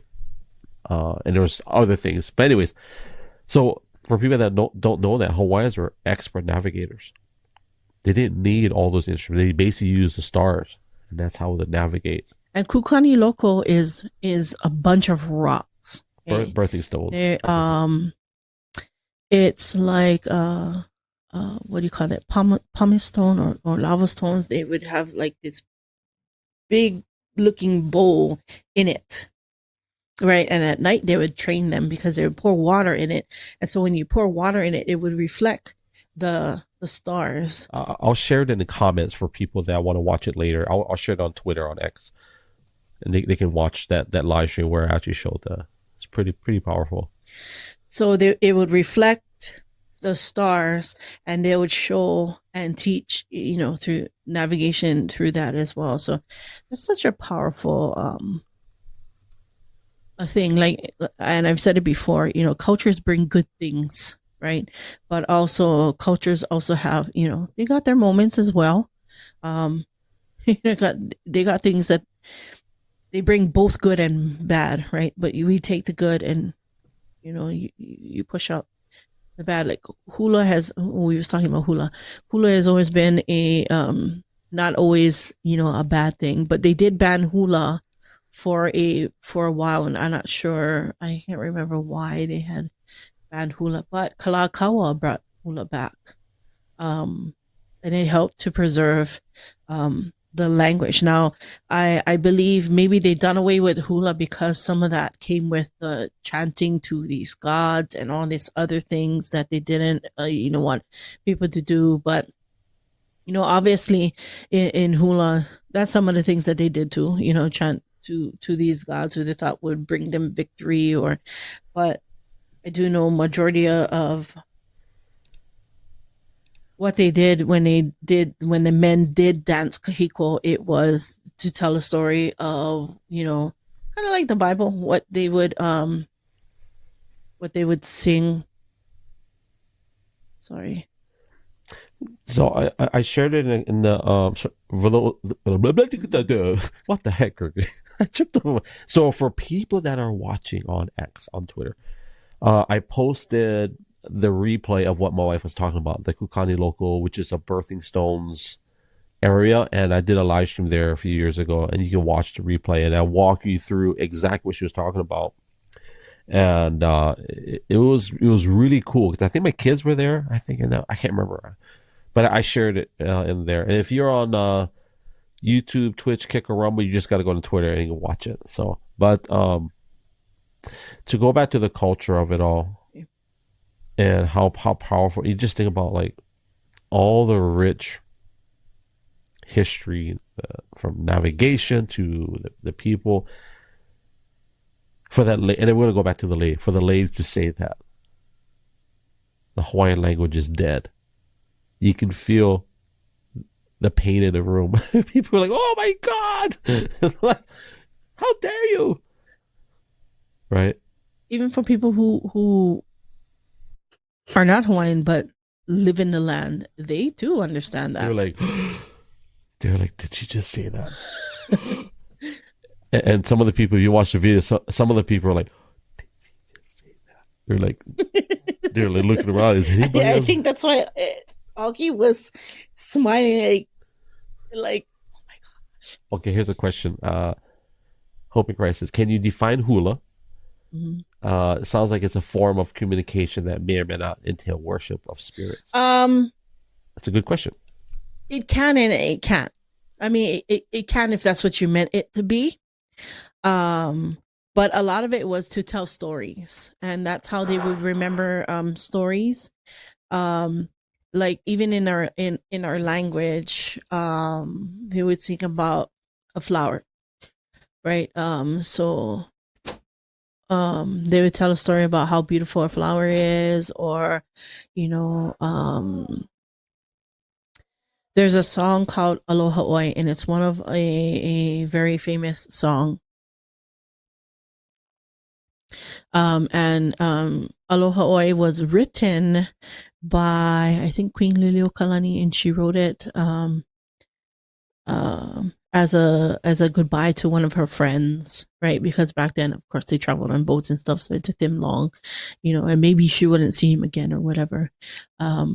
But those kinds of things, or like,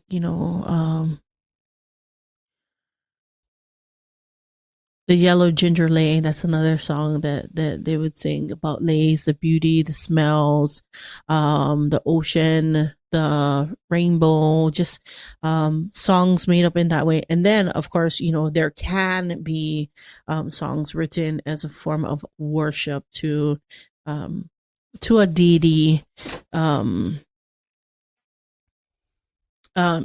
In that sense, now the chanting mostly was done to deity, not necessarily the dancing, and that was the culture. But now, yes, people do that. They chant and they dance to these deities, like like the Merry Monarch, which is a big thing in Hawaii. They would go up actually to the Volcano National Park. It's Volcano, yeah. And they would dance to, like, the overlooking Kilauea, and then chanting to Pele. Now, that's stupid to me. Yeah. To me, it's stupid. Dancing and chanting and wanting Pele to come. And I think a lot of this is ignorance, because they don't know. A lot of them that do this stuff, like, they just don't know what they're doing, right? They don't understand that they're calling forth demons, to come forth, and they don't understand that part. So I'm not, that's just ignorance on their part. And then you got those who actually truly believe that they rule and all these things. So you got two different types of people that do it now, but for context back in history, that's not what it was used for. Chanting now was used for that kind of stuff. I'm saying in general, when you look at the hula or whatever, of course you got ceremonial things that people would do, like Hunos would do ceremonial things, obviously. Like every culture, they would do ceremonial things for that. Every culture has a rich history in dance, right? Song, dance, singing, worship, right? But not all of our dances were just to worship these deities. I think, as a rule of thumb, and I want to connect this dot, because there were, I think, in our lifetime, when churches started to incorporate hula. Mm-hmm. Initially, it's like, you can't do that, but here's what I'll say to hula, and to answer that question, like, if what you do brings honor and glory to the Lord in that context, now, as long as you're not doing it to a deity other than the Lord, I mean, you look in the Old Testament, like when David worshiped, right? Mm-hmm. I'm sure there are some things he did worship-wise that might have been radical back in the day, but he loved the Lord, and he served the Lord with all, like, he loved the Lord with all his heart, right? And of course, he had some things he did. But my point being, in the area of worship and in dance and in hula, there are some forms that you should not do. Right. So, like, growing up dancing hula, there's some things that I did do that it never glorified God. I want to say it that way. And there is a dance that we did do that was very vulgar. not understanding that, but dancing it anyway, because they don't teach the, the truth of the vulgarity in that. But when you learn what it is, like, oh my goodness, I shouldn't have been, dancing that song, because back, it just some people are just ignorant to those things. Even the kumuhulas may not be as what do you call that, versed on the history or the intent of the music. Now, dancing hula, when you are dancing hula, and this is how we were taught, is that you have to know the song. So you don't just know the song in Hawaiian, but you also know the song in English, and you also understand what it means to dance. And for those who dance on that level, there's a heavy burden that comes with that, knowing when you become a believer, knowing that that's a weight that you had to carry. And I had to lay that down, and it's the reason why I stopped dancing for a long period of time, because it can get into that spiritual nature. Now, I had a friend who we used to dance hula together, but often she would go back to Molokai and hang out with her family. And so there's a very famous kumuhula who tapped in the spiritual side of things. And my God, when she would come back and she would start dancing, she literally looked like a lizard on the ground dancing. And it was a song about a lizard, but I think it had to do with a deity. But you can see the manifestation. Like, there is no question that there was manifestation there. And she said, "Oh, sis, you like me to teach you the song?" I was like, no, thank you. No, thank you. Well, maybe next week. Thanks. But not knowing that one of the songs that we were learning were very vulgar and was about that thing. Right. So, just because she was manifesting doesn't mean that that's not what we were doing too at the same time. Right. So, to me, there's grace for that. Not for the worshiping of different things, but for the ignorance of what you don't know that you're doing. There's grace for that. Yeah, not today, Satan. Yeah. And so here's what I'll add. Having to lay those things down and repent, really. I had to repent for those things. And I had to know that I know that it wasn't in my heart anymore. And when I danced, it was just for God. And not bringing up those memories of things and then the desire of those things. This is what I'll add for people that are outside of Hawaiian culture. It's not just us, right? It's every culture. Mm-hmm. And what I will, as a word of caution and encouragement, I have no issue with someone celebrating their history. But if you are doing, since we're talking about dance, when you're doing a dance that honors something that does not honor the Lord directly, and you idolize that. I'm not going to pinpoint or pick on any culture specifically, but I think we all do it at some point in history. You worship water, you worship air, the earth. When you glorify that over God, you are inviting those spiritual entities to have residence in your life. And here's what I'll say. If God is not residence in your life, someone else is. And then we wonder why there's other issues and problems, is because we invite those things to have legal residence in your life by honoring those pagan, whatever you want to call it, right?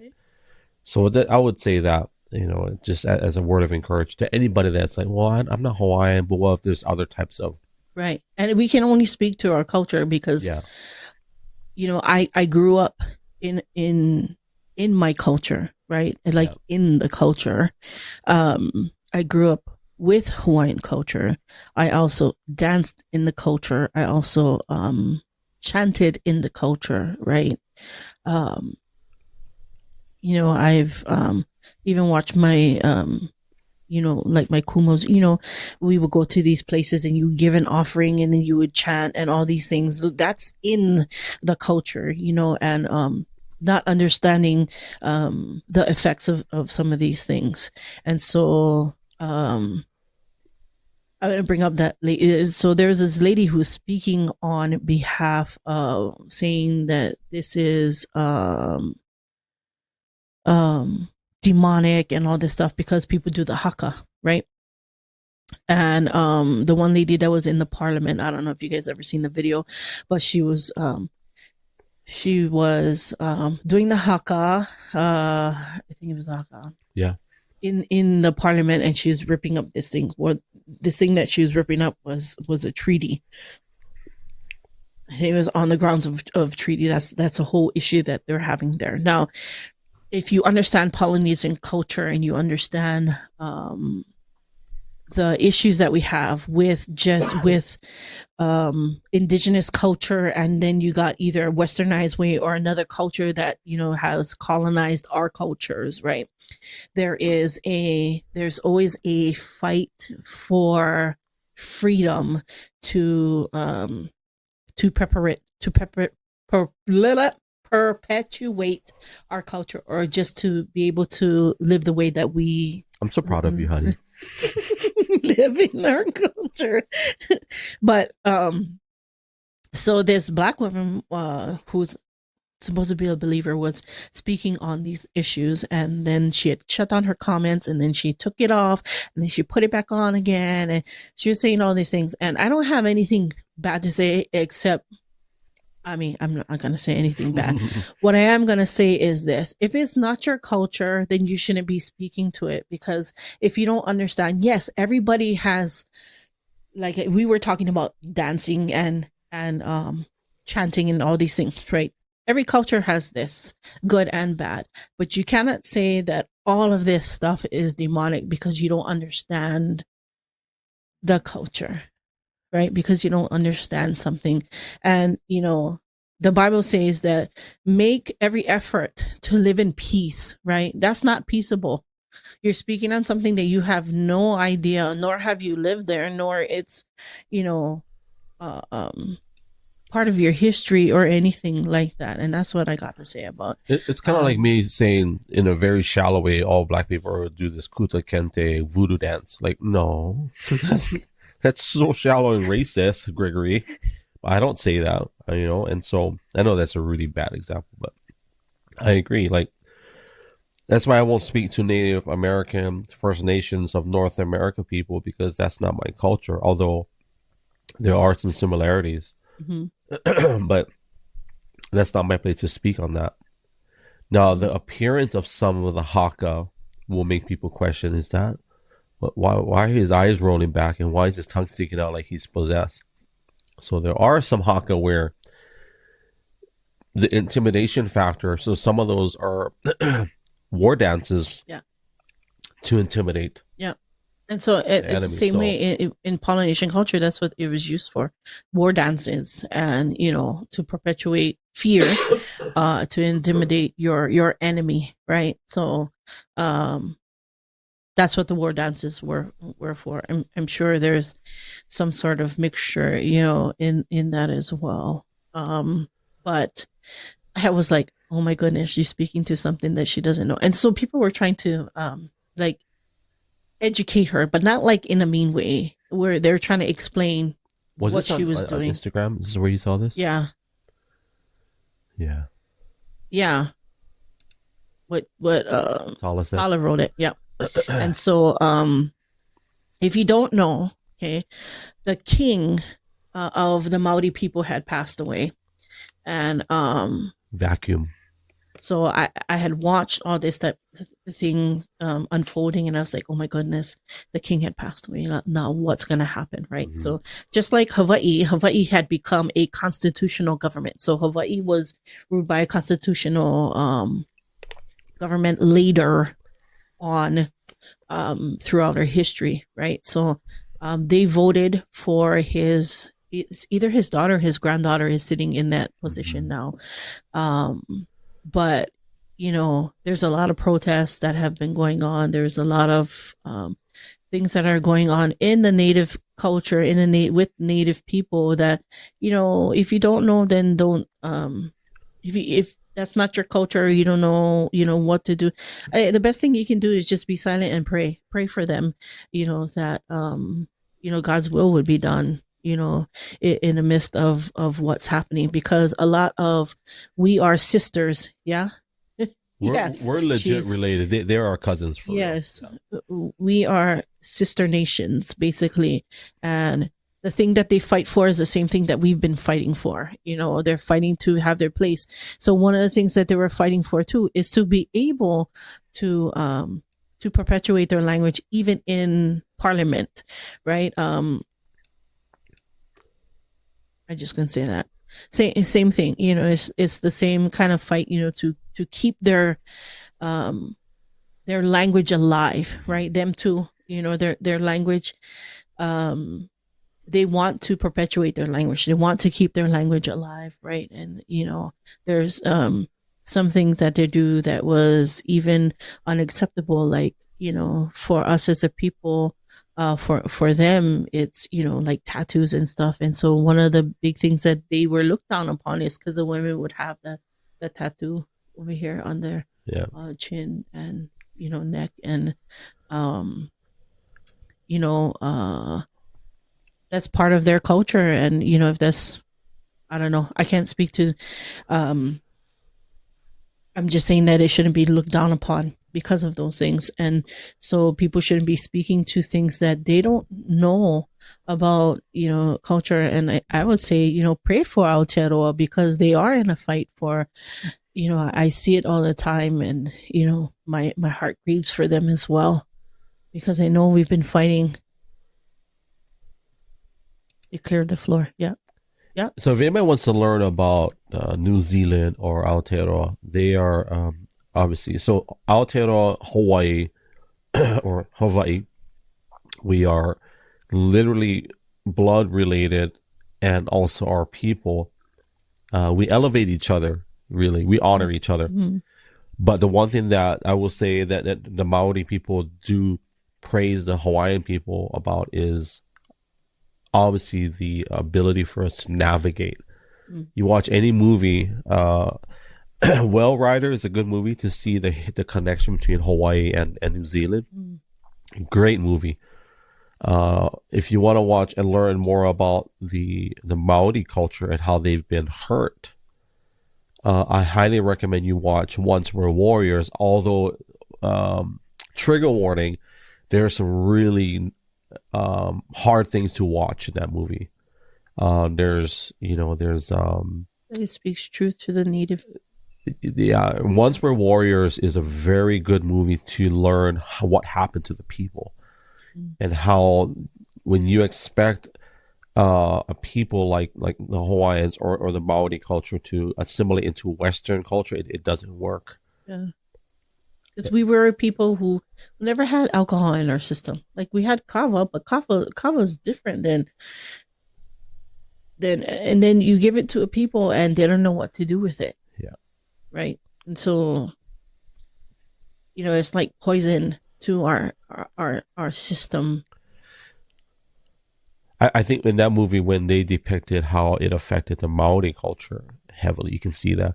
So for anybody that doesn't know that movie, Once We're Warriors, the lead actor is Boba Fett in the Star Wars franchise.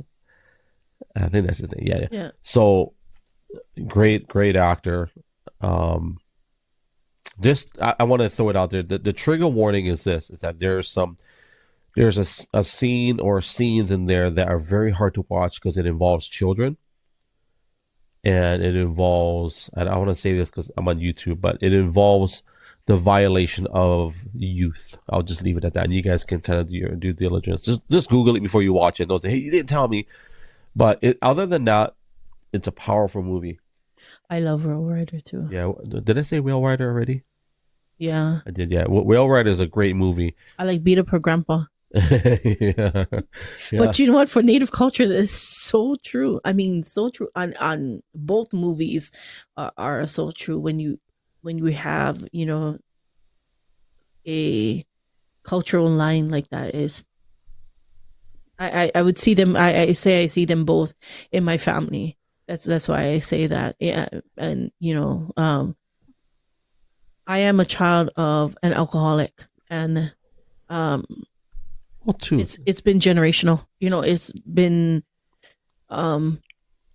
generationally extreme on those fronts. And it's not just seen it in my parents, but I seen it in my grandparents, and I seen it in my aunties and my uncles, and their parents, and it's like, wow, it's just you watch this stuff and you think it's a normal way of life, it's normalized for you, so why is it wrong if it's normalized for you, right?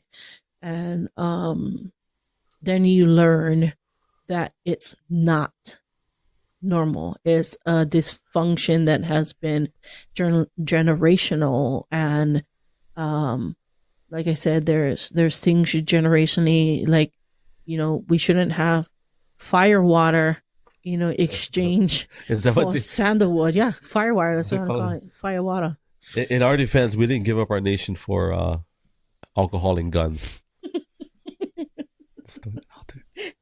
Fire water. Put the guns back in. Fire down from the hip. But in all seriousness, here's I think we should quit.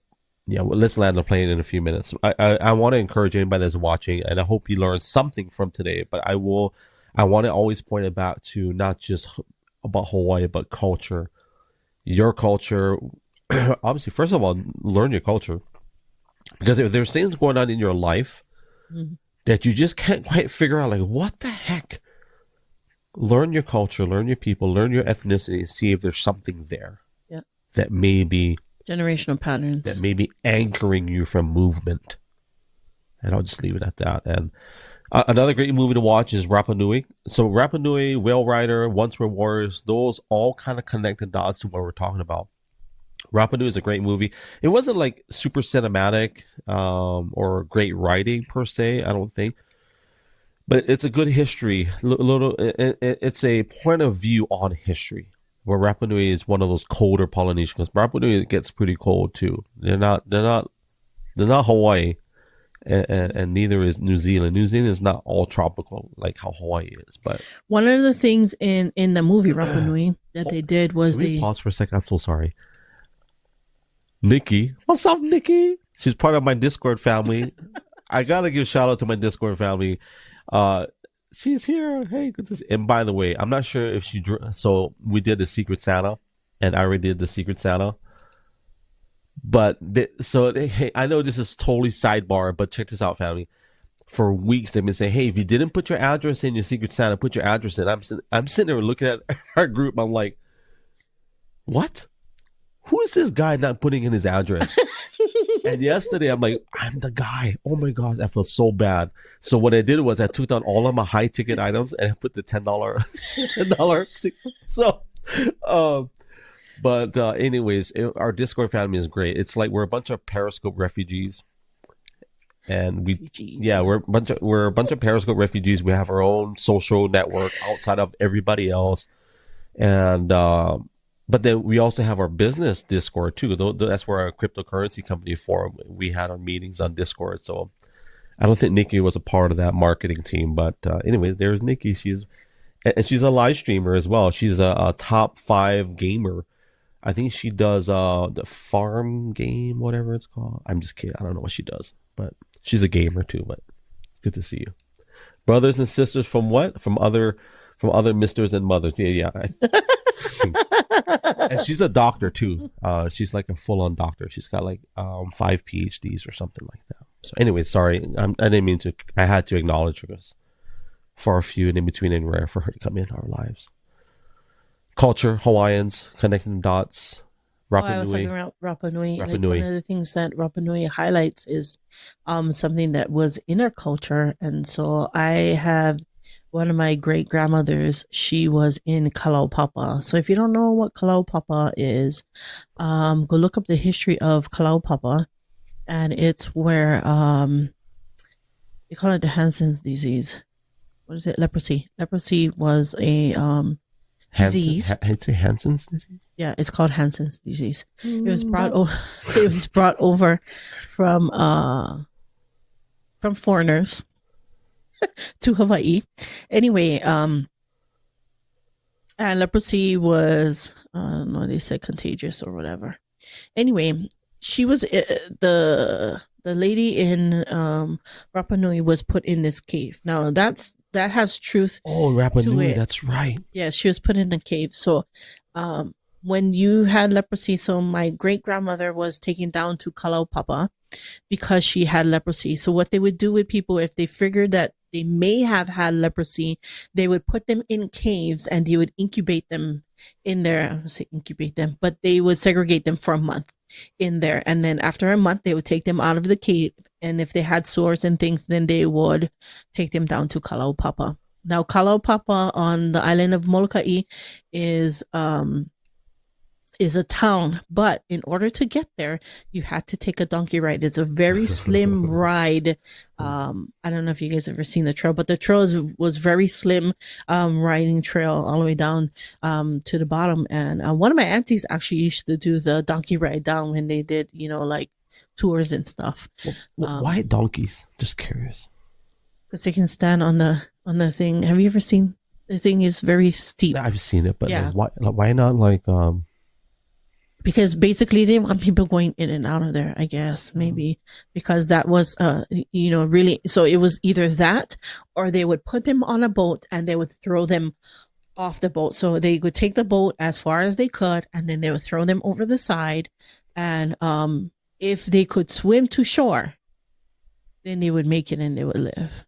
If they did not. So what is then these leprosy people would die. exactly? I know there's a name, but what exactly is leprosy? Is it an autoimmune? Is it a type of cancer type? Family? What family? I can Google it. It's not cancer. It did eat away at. We have a doctor in here. She might have stepped Yeah. out, but Nikki just wants to come in and just show her face. Yes, it's a virus, but it would. Oh, here we go. Oh, she's still here. Okay, so here's our doctor. She's not if I were a doctor, however, anyway, so she's actually a nurse practitioner, but she is a doctor. She might as well be a doctor. So it's a bacterial infection. Let's fact check her. Anyway, go ahead and look it up. You're going to look it up. I pulled it up. So it is a contagious disease that affects the skin, mucous membranes, and nerves, causing discoloration and lumps on the skin, and in severe cases, disfigurement and deformities. Yes. Leprosy is now mainly confined to tropical Africa and Asia. So when they would go down there, they would tell them that they would never be able to return to their family. So if they wanted to, they could start a family down there. So my tutu, who was down there, she actually got remarried down there. Now, when she was in Kalaupapa, she left behind, I think, 6 kids, if I'm not mistaken. Nikki and Between 4 and Tala, 6 kids. you're both fired. You guys are bad fact checkers. Just throwing that out there. Anyway, and then when she went to Kalaupapa, she got remarried and then she had kids down there. So do you does it transfer to kids potentially, you think? No, I don't. Because I don't think so. Because remember Vinoya's? The mom had. Oh. Remember she had all those bumps on her skin? Yeah. That's what that is? I thought it was something else. Anyway, yes, that's right. Hope in Christ. We're going to report them to the licensing board. I was saying that to say I met one of my kumus had a friend and he would come in and visit us and he would tell us stories and stuff, but he actually had leprosy and he didn't have an arm and he lost one side of his eye. Like he lost one side of his eye from having leprosy. A lot of the people that were in Kalaupapa were like that, and they treated them like as if they were they treated them very badly. And so, the honor of Father Damien was Father Damien came and he lived among them and he decided to stay to take care of the people down there. Did he get? He ended up having that disease and he ended up down there and he ended up taking care of the people because nobody would come and nobody would take care of them. Like I said, they treated them like they were basically nothing. My grandma was the one who told me about the boats. She was the one who told me about the boats, and it only came out later about the boats.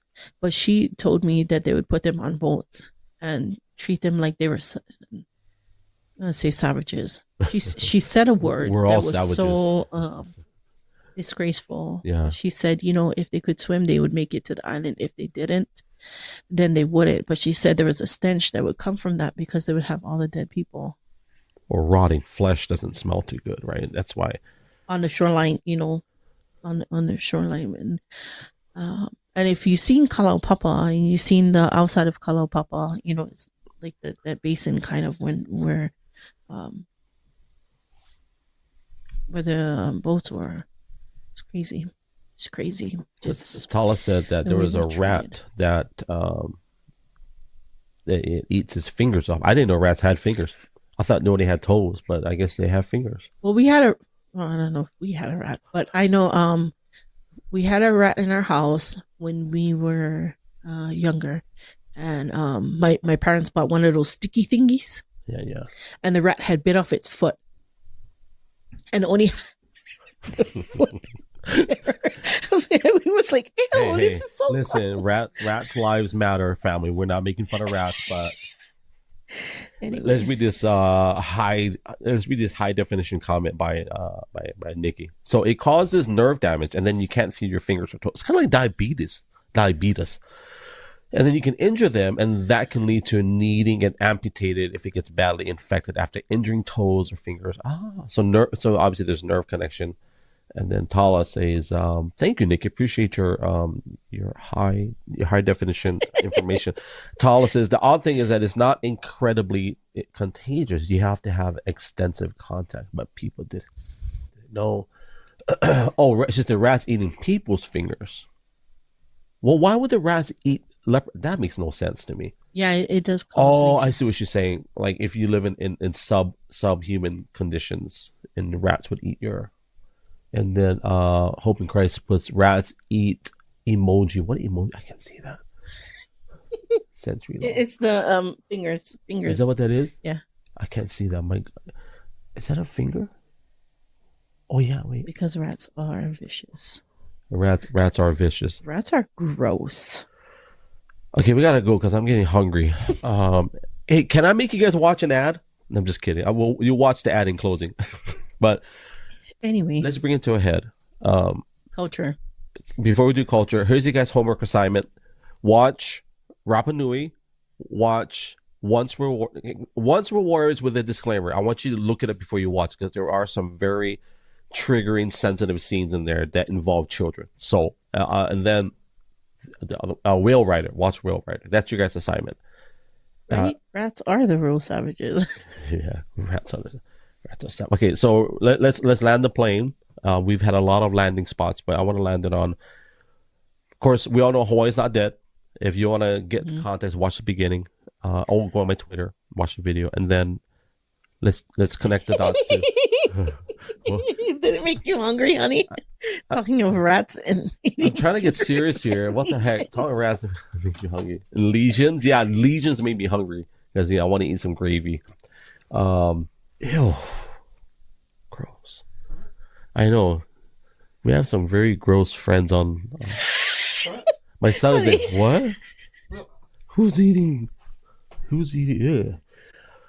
Okay, so I'm trying to get serious. So here's what I want to say, family. In everything that we're talking about, we really want to point you guys to something of value and of worth. And we hope that you learn something. But in the era of culture, like we said earlier, just like do your due diligence and know who your way came from, your ethnicity, your culture.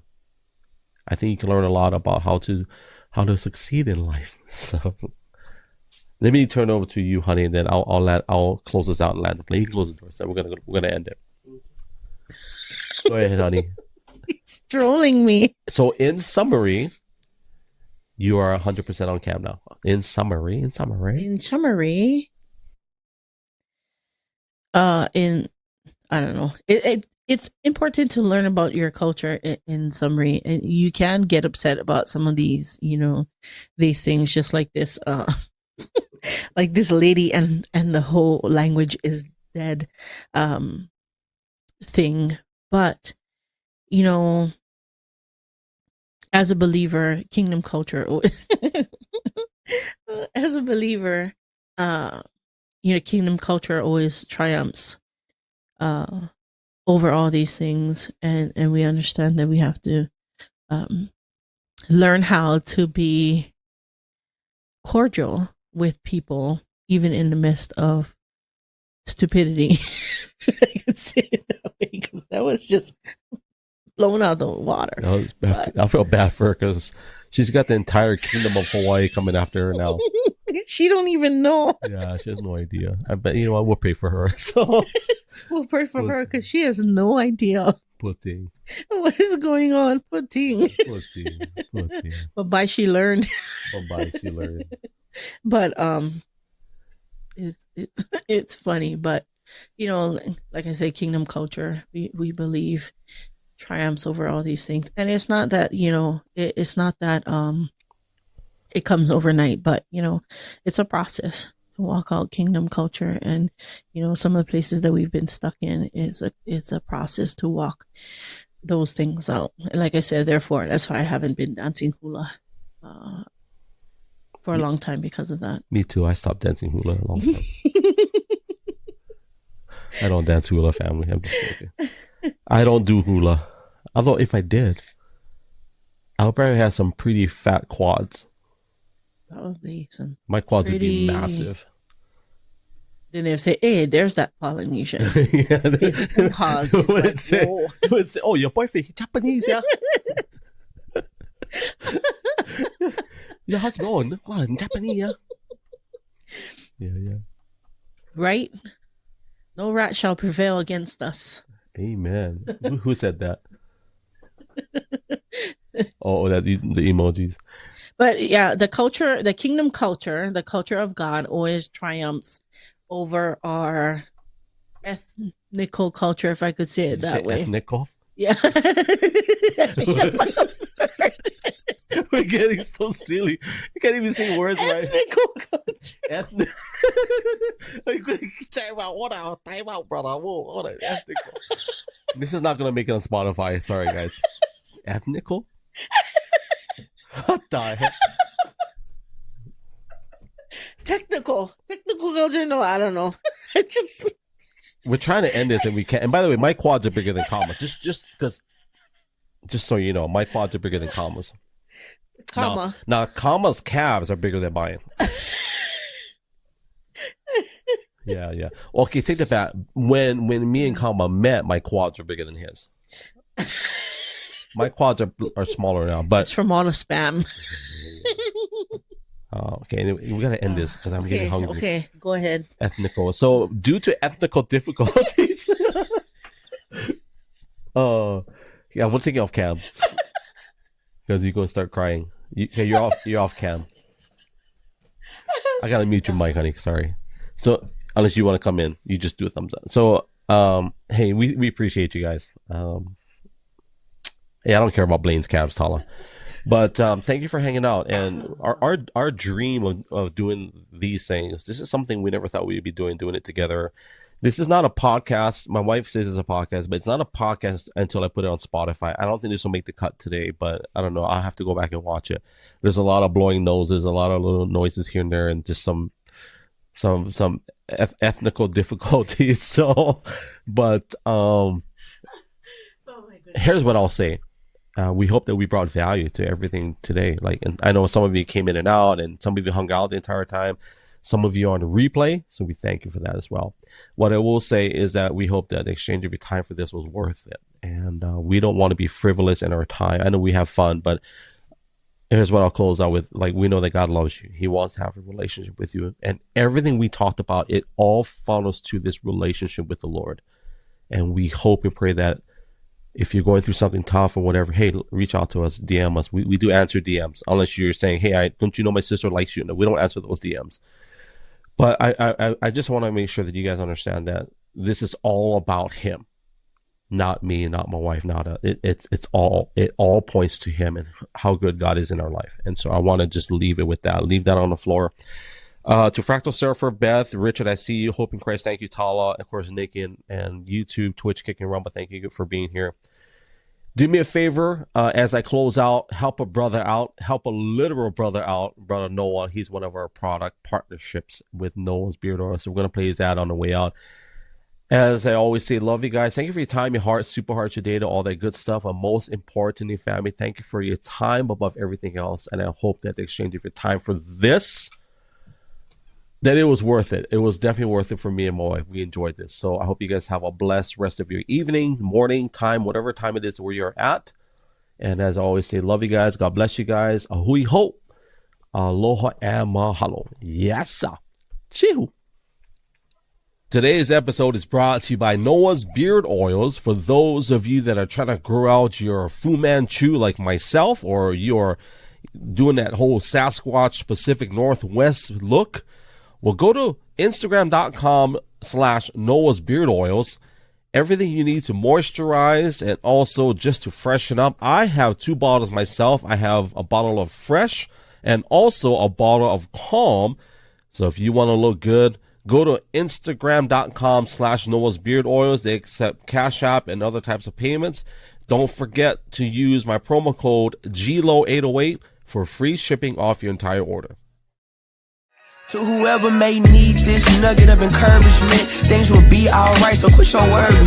I get it, the odds can stack back against the wall, but even consider it such, know you'll stand firm.